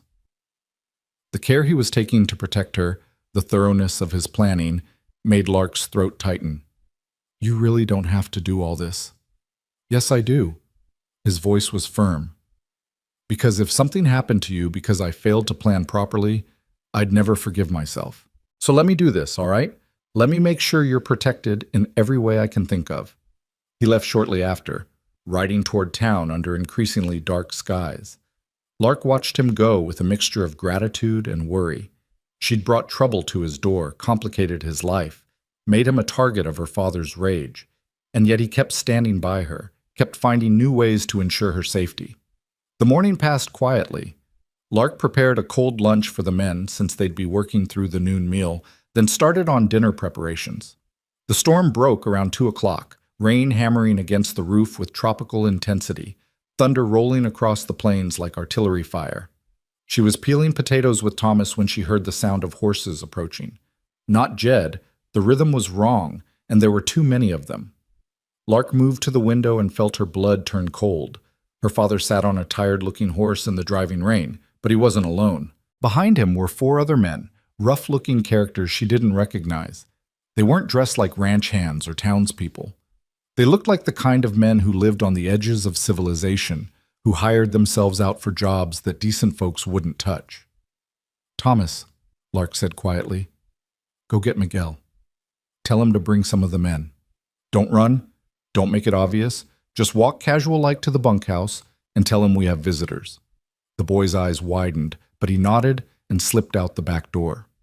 Lark stayed at the window, watching as her father dismounted and approached the house with his hired thugs flanking him. This was it then. Whatever he'd been planning, he was making his move while Jed was away. The knock on the door was loud and aggressive. Lark took a deep breath, straightened her spine, and went to answer it. She didn't open the door fully, just stood in the gap with her hand on the frame, blocking entry. "Father?" Lark. His voice was surprisingly sober, which somehow made it more frightening. "I've come to take you home. This is my home now. I work here. I'm not going anywhere with you." "See, that's where you're wrong." Gideon's smile was cold and triumphant. "I've been doing some research, talking to some lawyers. Turns out there's laws about women working in houses with unmarried men, about the kind of living arrangements that constitute immoral behavior." Lark's stomach dropped. "I'm employed here as a cook. There's nothing immoral about that. That's for a judge to decide, ain't it? And I'm prepared to file a complaint with the territorial court, claiming that you're living in circumstances harmful to your moral welfare. As your father, I have a legal right to remove you from such circumstances." His smile widened. "I've got witnesses willing to testify that they've seen you and Colt together at all hours, that you live in his house, that the arrangement ain't proper." "Those would be lies." "Would they? Can you prove it? Can you prove nothing improper has happened?" Gideon leaned closer. "I thought not. So here's what's going to happen. You're going to come with me, quiet-like, and we're going to go back to Rattlesnake Hollow. You'll apologize for your behavior, and we'll figure out a proper arrangement for you. Maybe marriage to a decent man who can control you." "I'm not going anywhere with you." But Lark's voice shook despite her best efforts. Could he really do this? Could he use the law to force her back? "Then I'll have the sheriff remove you forcibly, and I'll make sure everyone in the territory knows that Jed Colt was running an immoral house, corrupting young women. That'll be real good for his business, won't it?" It was blackmail, pure and simple. Cooperate or he'd destroy Jed's reputation, ruin everything he'd built. And the worst part was, it might work. People were quick to believe the worst, especially about a wealthy man and a young woman living under the same roof. "You've got 1 minute to decide," Gideon said. "Come with me now, or I ride straight to the sheriff and file my complaint. Your choice." Lark's mind raced, searching for options, for escape routes, for anything. But she was trapped, cornered by her father's vindictiveness and the territory's narrow moral codes. If she refused, he'd make good on his threat. Jed would be dragged through the mud, his reputation destroyed, his business damaged, all because he'd tried to help her. But if she went with her father, everything she'd fought for would be lost. She'd be right back where she started, trapped and powerless and broken. 30 seconds, Gideon said. Then through the rain, Lark heard the thunder of approaching horses. Many horses, moving fast. She looked past her father and saw Jed riding hell-bent toward the house, flanked by Sheriff Coleman and 2 other men she recognized as town officials. Behind them came Miguel and half the ranch hands, all armed and grim-faced. Jed dismounted before his horse had fully stopped, striding toward Gideon with fury etched into every line of his body. "Get off my property, McKenna, now! I'm here for my daughter. You're here to perpetrate fraud and extortion, and you're doing it in front of a law officer." Jed gestured to Sheriff Coleman, who was dismounting more slowly. "Sheriff, this man is attempting to force Miss McKenna to leave her legitimate employment through threats and false accusations. I want him removed from my property and charged accordingly." Coleman looked uncomfortable but determined. "Mr. McKenna, I'm going to have to ask you and your associates to leave. Mr. Colt's filed documentation with the territorial court showing Miss McKenna's employment here is legal and proper. He's also filed an affidavit from Dr. Holloway about the injuries she sustained while living in your house." The sheriff's voice hardened. "If you continue to harass Miss McKenna or Mr. Colt, you will be arrested. Is that clear?" Gideon's face had gone from triumphant to shocked to enraged in the space of seconds. "You can't do this! She's my daughter!" "She's an adult woman with the legal right to choose her own employment and living arrangements," said one of the men with Jed, a lawyer by the look of him. "Mr. Colt has taken extensive measures to ensure everything is above board and proper. Miss McKenna has her own room in the main house. Mr. Colt has relocated to separate quarters. She maintains her own bank account, and her employment contract has been filed with the territorial registry. There is no legal basis for your claims of impropriety. Furthermore," the lawyer continued, pulling out documents from his saddlebag despite the rain, "if you continue this harassment, we will seek a restraining order preventing you from coming within 100 yards of Miss McKenna or Silver Creek Ranch. And we will file charges for extortion, fraud, and filing false reports with law enforcement." Lark watched her father's face as the reality of the situation sank in. Jed had outmaneuvered him completely. Every angle Gideon might have exploited had been closed off, every legal loophole sealed. There was no way forward for him, no path to force her back under his control. "You'll regret this," Gideon snarled at Jed. "All of you will regret crossing me." "The only person who's going to regret anything is you if you don't leave in the next 30 seconds, Jed said quietly. "And if those men you brought with you so much as look at anyone wrong, they'll answer to me and my crew. Your choice." For a moment, Lark thought her father might actually try to fight. His hand twitched toward his hip, and she saw the hired thugs tense.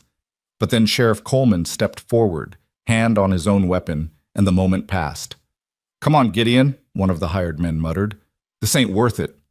They mounted up and rode off into the rain, Gideon twisting in his saddle for one last venomous look at his daughter. Then they were gone, swallowed by the storm, and Lark sagged against the doorframe as the tension drained out of her. Jed was at her side immediately, steadying her with a hand on her elbow. "Are you all right? Did he hurt you?" "No, I'm fine, Lark looked up at him, seeing the worry in his eyes, the barely controlled anger still simmering beneath his calm exterior. "How did you know to come back?" "Thomas found me on the road. He'd run after me when he saw your father approaching with those men." Jed's voice was rough. "I'd already been to the bank and the courthouse, had everything documented and filed. When I heard he was here, I gathered everyone I needed and came as fast as I could." "You planned this, all of it, the bank trip, the documentation, having the lawyer ready. I planned for every possibility I could think of. I told you I wouldn't let him hurt you again." His hand was still on her elbow, steadying and warm. "Are you sure you're all right?" Lark nodded, then found herself laughing, a slightly wild sound that was part relief, part hysteria, part pure joy. "He tried to blackmail me, threatened to ruin your reputation if I didn't go with him, and you shut down every avenue he had. You made it impossible for him to touch me." "That was the idea." Jed smiled slightly, though I'll admit, having him show up with hired thugs wasn't in my calculations. That was bold, even for him. "Desperate," Sheriff Coleman corrected, approaching the porch. "He's running out of options and he knows it. This was likely his last real attempt to control you, Miss McKenna. After this, if he comes near you again, I can arrest him without question." The sheriff and the other officials left shortly after, but Jed's ranch hands lingered, clearly wanting to make sure everything was truly settled. Miguel approached with Thomas in tow, the boy looking proud and excited despite the danger. "Good work, Thomas," Jed said. "Quick thinking, running to get me." Miss McKenna told me to get help first, Thomas said. I ran further than she probably meant. You did exactly right, Lark told him, her voice thick with emotion. Thank you. The men dispersed gradually until only Jed and Lark remained on the porch, watching the rain fall and the sky slowly lighten as the storm moved on. Neither of them spoke for a long time, both processing what had almost happened, what had been prevented. Finally, Jed broke the silence. He won't come back. Not after this. He knows he's lost. How can you be sure? Because I know men like him. They're bullies who only push when they think they can win. We just proved he can't win. Not against us, not against the law, not against the truth. Jed turned to look at her directly. You're safe now, Lark. Really safe. Not just protected, but legally secure. He has no claim on you, no power over you. You're free. The words sank in slowly, like rain soaking into parched earth. Free. She was free. Not just physically distant from her father's house, but legally, officially, irrevocably free. No more fear of being dragged back. No more looking over her shoulder. No more waiting for the other shoe to drop. Lark felt tears begin to stream down her face, hot and unexpected. They weren't tears of sadness or fear. They were tears of relief so profound it felt like her entire body was releasing years of accumulated tension all at once. Hey, Jed said softly, and then his arms were around her, steady and strong, offering comfort without expectation. It's all right. You're all right now. And for the first time in longer than she could remember, Lark believed it was true. The embrace lasted only a moment before Lark stepped back, suddenly self-conscious. She wiped her eyes with the back of her hand, embarrassed by the tears, by the vulnerability she'd shown. But when she looked at Jed, there was no judgment in his expression, only understanding. I should get back to dinner preparations, she said, her voice still thick. The men will be hungry after working in the rain all day. The men can wait another hour. You've had a hell of a morning. Jed gestured toward the kitchen. Come on, I'll make you some tea and you're going to sit down for a few minutes, whether you like it or not. It was an order, gently delivered, and Lark found she didn't have the energy to argue. She followed him inside, where the kitchen was still warm from the breakfast fire, still smelling faintly of bacon and coffee. Thomas had disappeared, probably giving them privacy, she realized, and the house felt quiet and safe around them. Jed moved through this kitchen with surprising competence, setting water to boil, finding cups and tea leaves. Lark watched him, noting the careful way he measured the tea, the precision with which he poured the hot water. His hands were scarred from years of ranch work, rope burns and knife cuts, and the general wear of a life lived outdoors, but they moved with a gentleness that contradicted their rough appearance. Here. He set a cup in front of her and took the seat across the table. Drink, it'll help. Lark wrapped her hands around the cup, drawing warmth from the ceramic. They sat in silence for a while. The only sounds, the ticking of the clock on the wall and the diminishing patter of rain on the roof. The storm was passing, moving east toward the mountains, leaving clarity in its wake. Can I ask you something? Lark said finally. Anything. Why did you really pay off my father's debts? Was it just to help me, or... She trailed off, unsure how to phrase the question that had been nagging at her for weeks. Jed was quiet for a long moment, his gaze fixed on his own cup. When he spoke, his voice was measured, careful. Honestly, both. I wanted to help you, that part's true. But I'd also had my eye on that property for a while. It borders my eastern range, has water access that would be useful. From a business standpoint, acquiring it made sense.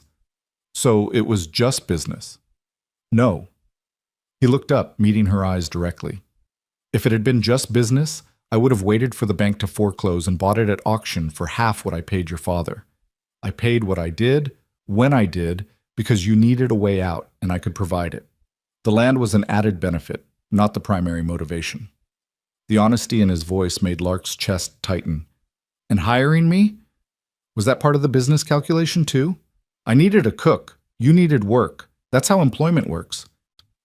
He paused, then added quietly, but if you're asking whether I would have gone to all this trouble, the documentation, the legal protections, standing up to your father, for just any employee? No, I wouldn't have. Then why? Because you reminded me of my mother. The words came out in a rush, as if he'd been holding them back for a long time. That first day I came to your father's house. When I saw you in that kitchen with your wrist broken and your eyes full of fear but still standing, still cooking, still refusing to break, you looked exactly like my mother did the night she decided to leave. And I thought, if someone had helped her earlier, if someone had given her an option before it got so bad she had to run with nothing but the clothes on her back. He broke off, shaking his head. I couldn't give my mother that chance, but I could give it to you. Lark felt tears threatening again and blinked them back. I'm not your mother. No, you're not. You're yourself, and that's enough. Jed's voice was firm. You're talented and strong and determined. You deserve a chance to build a life on your own terms, free from violence and fear. That's all I'm trying to provide. A chance. What you do with it is up to you. The conversation felt weighted with something unspoken, something that hovered in the air between them, like possibility. Lark recognized it for what it was, the beginning of something that could become more than employer and employee, protector and protected. But she also recognized that now wasn't the time to explore it, not when everything was still so raw and uncertain. Thank you, she said simply. For the chance, for everything. You're welcome. Jed stood, the moment passing. Now, I believe you mentioned dinner preparations. I'll send Thomas back in to help. And Lark? He paused at the door. Take your time. Nobody's going to complain if dinner's a little late today. The rest of the afternoon passed in a blur of productive activity. Lark threw herself into cooking with renewed energy, channeling all of her leftover fear and relief into creating a meal that would remind everyone that life went on, that normalcy could be reclaimed even after crisis. She made beef stew thick with vegetables, fresh bread rolls, and a dried apple cobbler that filled the kitchen with the smell of cinnamon and comfort. The men ate with their usual appreciation, but there was something different in the atmosphere that evening. Word had spread about what had happened. Thomas had told the story with all the drama of youth, making it sound even more dangerous than it had been.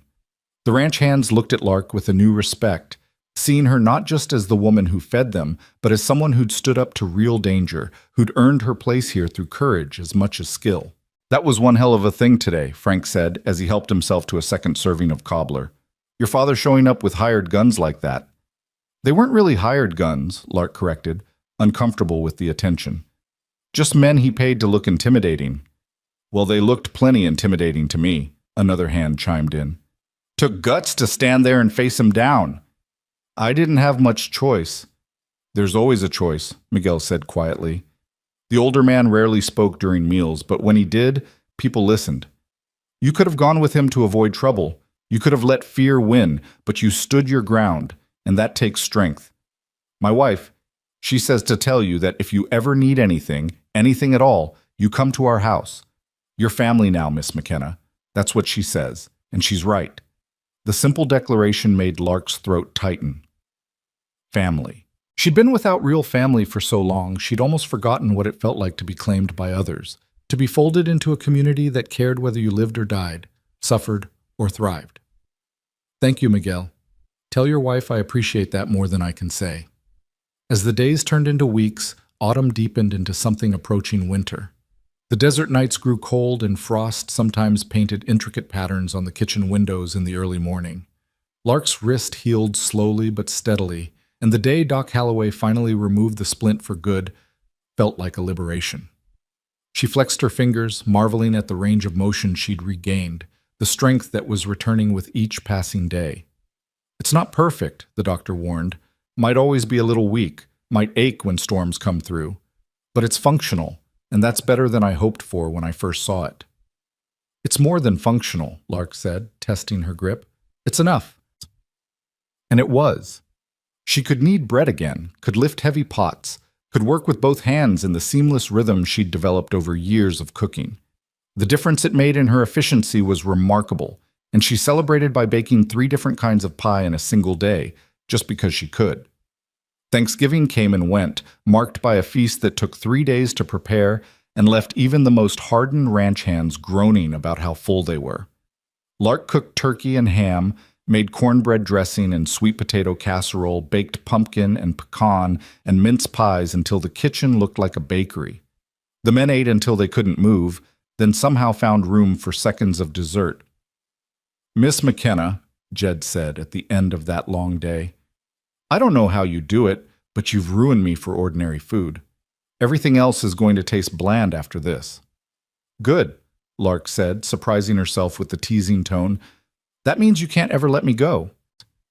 The words hung in the air for a moment, taking on meaning neither of them had quite intended. Jed's eyes met hers, and something electric passed between them. Recognition of feelings that had been growing quietly for months, carefully tended but never acknowledged out loud. "No," he said softly. "I don't suppose I can." Winter brought its own challenges and rhythms. The ranch work slowed somewhat, with fewer cattle to manage and more time spent on maintenance and repairs. The kitchen became the warm heart of the property, the place where people gathered not just to eat, but to seek refuge from the cold. Lark found herself cooking not just meals, but comfort, thick soups and hearty stews, fresh bread and hot coffee, desserts that reminded people of home and family and better times. Thomas had become indispensable, and Lark had started teaching him seriously, showing him not just how to cook, but why certain techniques worked, how flavors combined, what made food memorable rather than merely edible. The boy soaked up knowledge like desert sand soaking up rain, and his enthusiasm reminded Lark of her own younger self, learning at her mother's elbow. "You're a natural teacher," Jed observed one evening, watching Lark demonstrate how to properly brown meat for stew, while Thomas took careful notes. "I had a good teacher myself once." Lark's voice was soft with memory. "My mother used to say that cooking was a kind of love language, a way of caring for people when words weren't enough. I want Thomas to understand that it's not just about following recipes, it's about intent." She sounds like she was a wise woman. She was. She deserved better than what life gave her. Lark turned the meat, watching it sizzle and brown. "But she taught me everything that matters. How to find joy in simple things. How to make beauty out of ordinary ingredients. How to keep going when everything feels impossible. She'd be proud of you." The words made Lark pause, spatula in hand. Would her mother be proud? Of the way she'd left her father's house? Of the life she was building here? Of the woman she was becoming? She thought perhaps yes. Her mother had stayed because she'd believed in love, in the possibility of redemption, in the man her husband had once been. But she'd also taught Lark that survival mattered, that taking care of yourself wasn't selfishness, but necessity. "I hope so," Lark said finally. "I hope she'd understand why I had to leave." Any mother who loved you would understand that. Jed's voice was certain. "You didn't leave because you were weak or selfish. You left because staying would have killed you, either quickly or by inches. That's not running away. That's choosing life." It was the most direct he'd ever been about what she'd escaped, and Lark felt something shift in her understanding. She hadn't failed by leaving. She hadn't been disloyal or ungrateful. She'd simply refused to die for someone else's anger, and that was a kind of courage all its own. Christmas approached with surprising speed, and Lark threw herself into preparations with an enthusiasm that surprised even her. She'd never particularly enjoyed the holiday before. In her father's house, it had been just another day marked by too much drinking and simmering resentment. But here, at Silver Creek, Christmas felt like possibility. She planned elaborate menus, experimented with recipes from her mother's cookbook, enlisted Thomas's help in making decorations from pine boughs and dried oranges. "You're like a child," Jed teased, finding her in the kitchen at midnight 3 days before Christmas, still working on a complex sugar cookie recipe that required precise timing. "I'm making up for lost years," Lark said, not looking up from her piping work. "All those Christmases that were just another day to survive. I'm replacing them with better memories." "Fair enough." He watched her work for a moment, then asked, "What do you want for Christmas, Lark?" The question surprised her. She'd been so focused on what she could give, the meals she could prepare, the joy she could create for others, that she hadn't thought about what she might receive. "I don't need anything. I have everything I need." That wasn't the question. "What do you want?" Lark set down her piping bag and considered. What did she want? Safety. She had that now. Freedom. That too. Work that mattered. People who appreciated her. A place to call home. She had all of those things. But there was something else, something she'd barely let herself acknowledge even in the privacy of her own thoughts. "I want to stay," she said quietly. "Not just for now, but permanently. I want to know that this is home, not just a temporary stop on the way to somewhere else." "You already have that." Jed's voice was gentle. "Your contract has no end date. You can stay as long as you want." "That's not what I mean." Lark turned to face him fully, her heart hammering. "A contract is business. I want more than business." The words hung between them, brave and terrifying. Lark had never been bold about her feelings, had never had reason to be. But the past months had taught her that speaking up, taking risks, choosing what she wanted, these were skills she could learn, could practice, could get better at. Jed crossed the kitchen slowly, his eyes never leaving hers. When he reached her, he took her flour-dusted hands in his. "I've been trying to be respectful," he said, "trying not to take advantage of the situation, trying to keep things professional. But Lark, I stopped seeing you as just an employee about 5 minutes after you walked into this kitchen with nothing but a carpet bag and more courage than I'd seen in any 10 men. Then what do you see?" "I see a partner, someone strong enough to stand beside me, not behind me. Someone who makes this house feel like a home, instead of just a place to sleep between work." His hands tightened on hers. "I see someone I could build a life with, if she was willing." Lark's breath caught. This was more than she'd dared to hope for, more than she'd thought possible. "I'm willing," she whispered. "More than willing." He kissed her then, soft and careful, his lips warm against hers. It was nothing like the rough, demanding kisses she'd read about in novels, nothing violent or overwhelming. It was gentle and patient and full of promise, the kiss of a man who understood that tenderness could be its own kind of strength. When they pulled apart, Lark found herself smiling wider than she could remember smiling in years. "So what happens now?" "Now we take our time," Jed said. "We court properly, let people get used to the idea, do things the right way. I won't have anyone saying I took advantage of you or that this was anything other than two people choosing each other freely." "How long?" "As long as it takes. 6 months, a year, whatever feels right." He brushed a strand of hair from her face. "But Lark, I want you to know that this isn't about gratitude or obligation or convenience. I care about you specifically, not just anyone who could fill this role. And I'm willing to wait as long as necessary to prove that." The declaration was everything she needed to hear. Lark leaned into him, resting her head against his chest, listening to the steady thrum of his heartbeat. "I care about you too," she said, "and I'm not afraid of waiting. I've learned patience these past months." They stood like that for a while, holding each other in the quiet kitchen, the cookies forgotten on the counter. Outside, the desert night was clear and cold, stars scattered across the sky like thrown diamonds. Inside, warmth and possibility, and the beginning of something new. Christmas Day dawned bright and cold, the kind of perfect winter morning that seemed designed for celebration. Lark was up before dawn as always, but this time it felt different. Not work, but joy. Not obligation, but gift. She prepared a feast that would have made her mother proud. Roasted goose and ham, mashed potatoes and gravy, green beans with bacon, fresh rolls, 3 kinds of pie, and a spice cake that drew compliments before anyone had even tasted it. The ranch hands gathered in the main house, a special concession for the holiday, and the dining room filled with laughter and conversation and the comfortable chaos of people who'd become family over shared meals and hard work. Miguel's wife Rosa came with their children, and Thomas brought his whole family, and before long the house was full of life in a way it never had been before. Jed caught Lark's eye across the crowded room and smiled, and she felt her heart expand with something that felt dangerously close to perfect happiness. This was what she'd been searching for without knowing it, not just safety or freedom or work, but belonging. Community. Home. After the meal, as people lingered over coffee and dessert, Frank stood up and cleared his throat. "I'm not much for speeches," he said gruffly, "but I wanted to say something. A lot of us here, we've worked a lot of ranches, eaten a lot of food. But this year, with Miss McKenna cooking for us, has been different, better.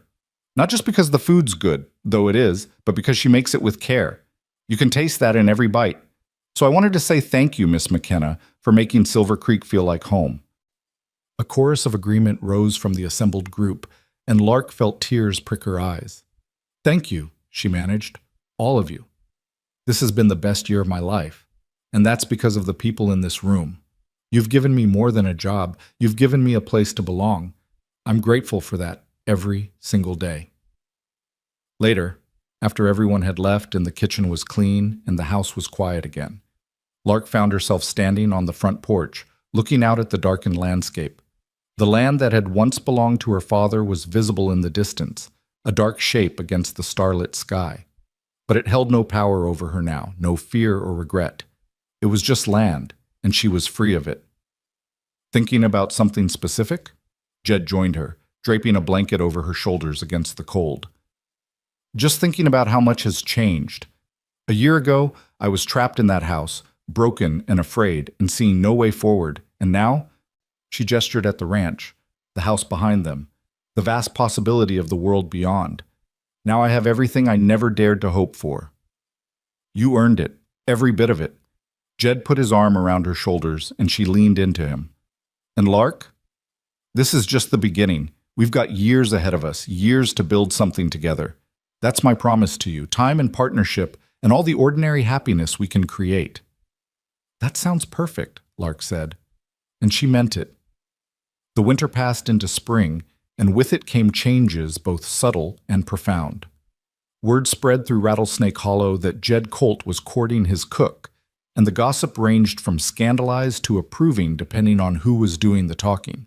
But Jed and Lark ignored the gossip, focused instead on building their relationship with the same care and attention they brought to everything else they did. They took Sunday rides together, exploring the ranch boundaries and talking about everything and nothing. They worked side by side in the kitchen on quiet evenings, Jed learning to cook under Lark's patient instruction. They attended church together in town, presenting a united front against the whispers and stares. And gradually, the gossip died down, replaced by acceptance and eventually approval. People could see that this was real, that they fit together in a way that made sense. In March, word came that Gideon McKenna had left the territory entirely. He'd lost his job at the Dawson Ranch after one too many drunken incidents, and with no money and no prospects, he'd headed east, chasing rumors of work in the mines. Lark felt nothing when she heard the news. Not relief or sadness or vindication, just a mild surprise that she could feel so little about a man who'd once controlled every aspect of her life. "Do you think he'll ever come back?" she asked Jed that evening. "Maybe, but it doesn't matter if he does. He has no power over you anymore, and he knows it.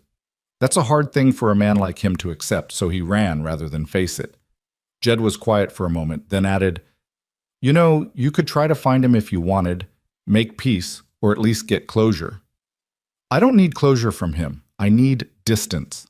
Lark's voice was firm. "Whatever peace I make is with myself, with who I was and who I'm becoming. He doesn't factor into that." It was true.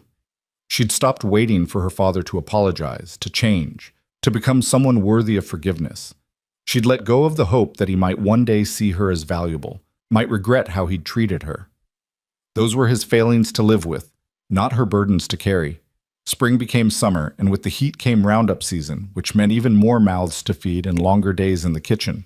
But Lark thrived on the challenge, and Thomas, who'd become so skilled that she'd convinced Jed to officially apprentice him as an assistant cook, helped shoulder the load. They worked like a well-oiled machine, anticipating each other's needs, moving through the kitchen in coordinated rhythm. "You know," Thomas said one particularly hot afternoon as they prepared dinner for 25 hungry cowboys, "my father's finally accepted that I'm not going to be a ranch hand. Says if I'm going to be a cook, at least I'm learning from the best." "Your father's a wise man." Lark smiled at the boy, though he wasn't really a boy anymore, she realized. He'd shot up several inches over the winter and his voice had deepened. He was becoming a man, and a skilled one at that.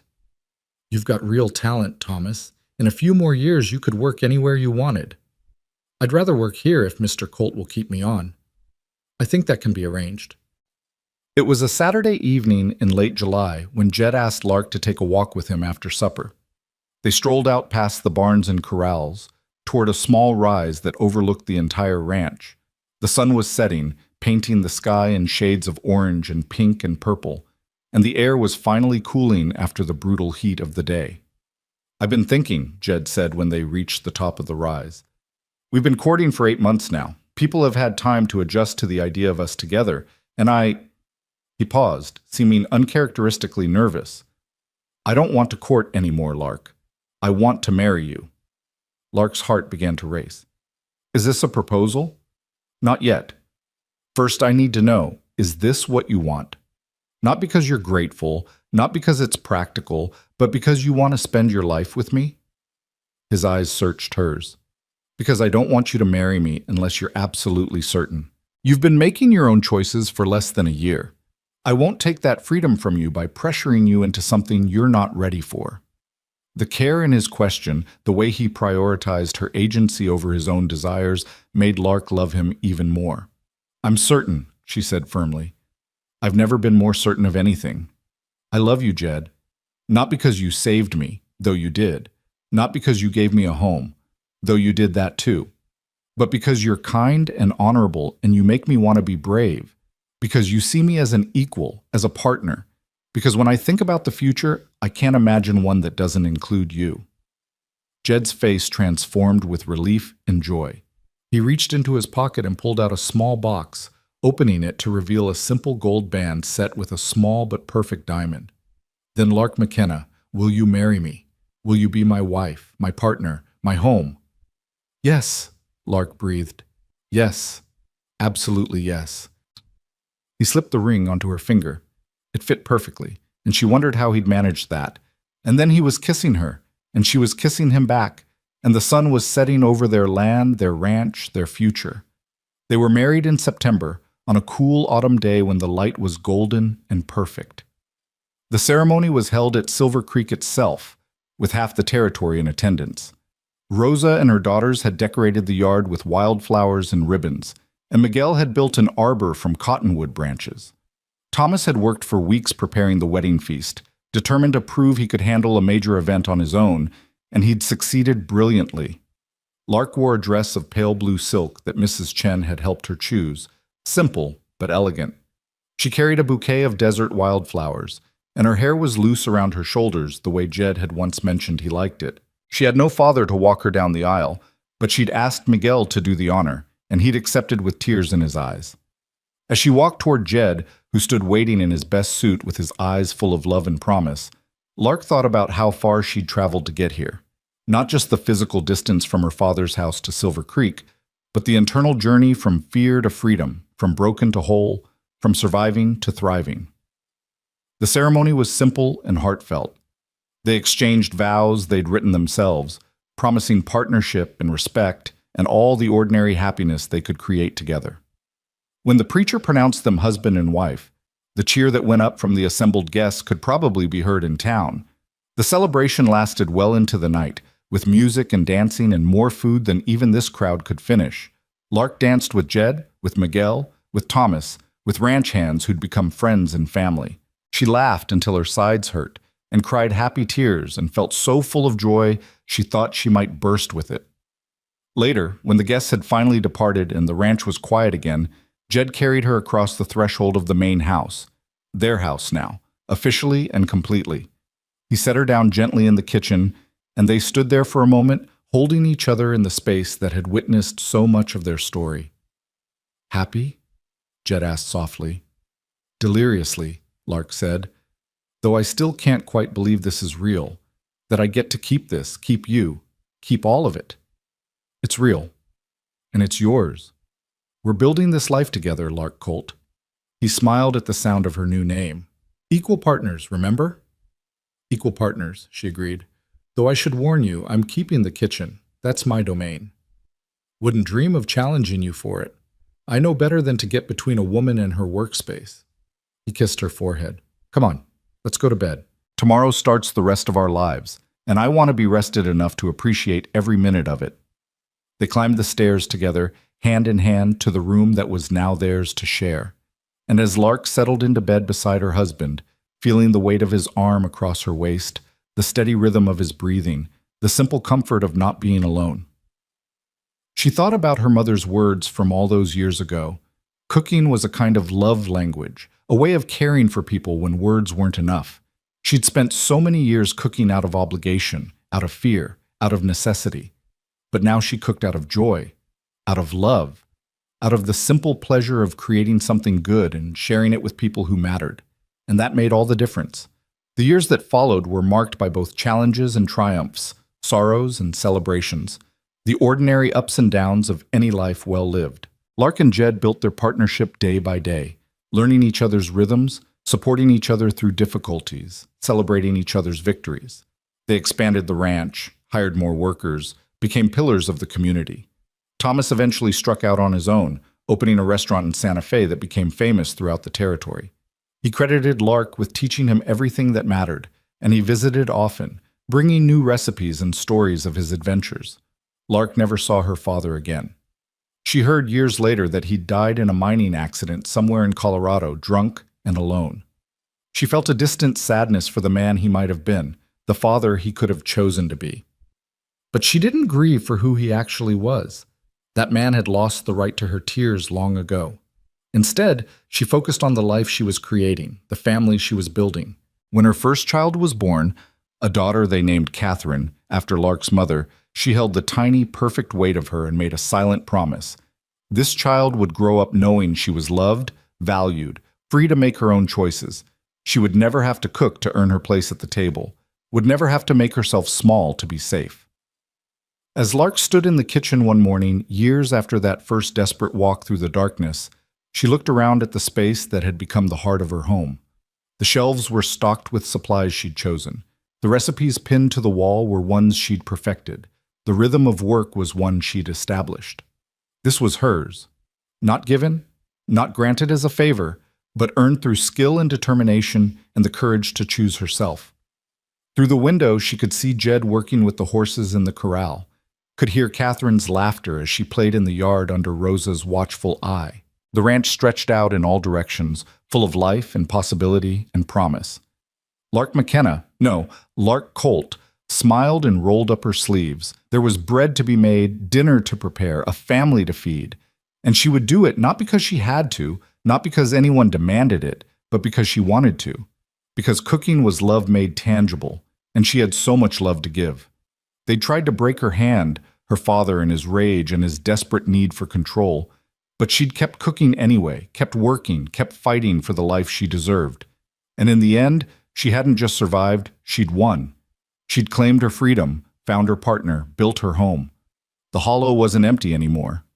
It was full of laughter and love and the smell of bread baking, full of people who cared and work that mattered, and all the ordinary miracles of a life well lived. And that, Lark thought as she kneaded dough with both strong hands, was everything she'd ever needed.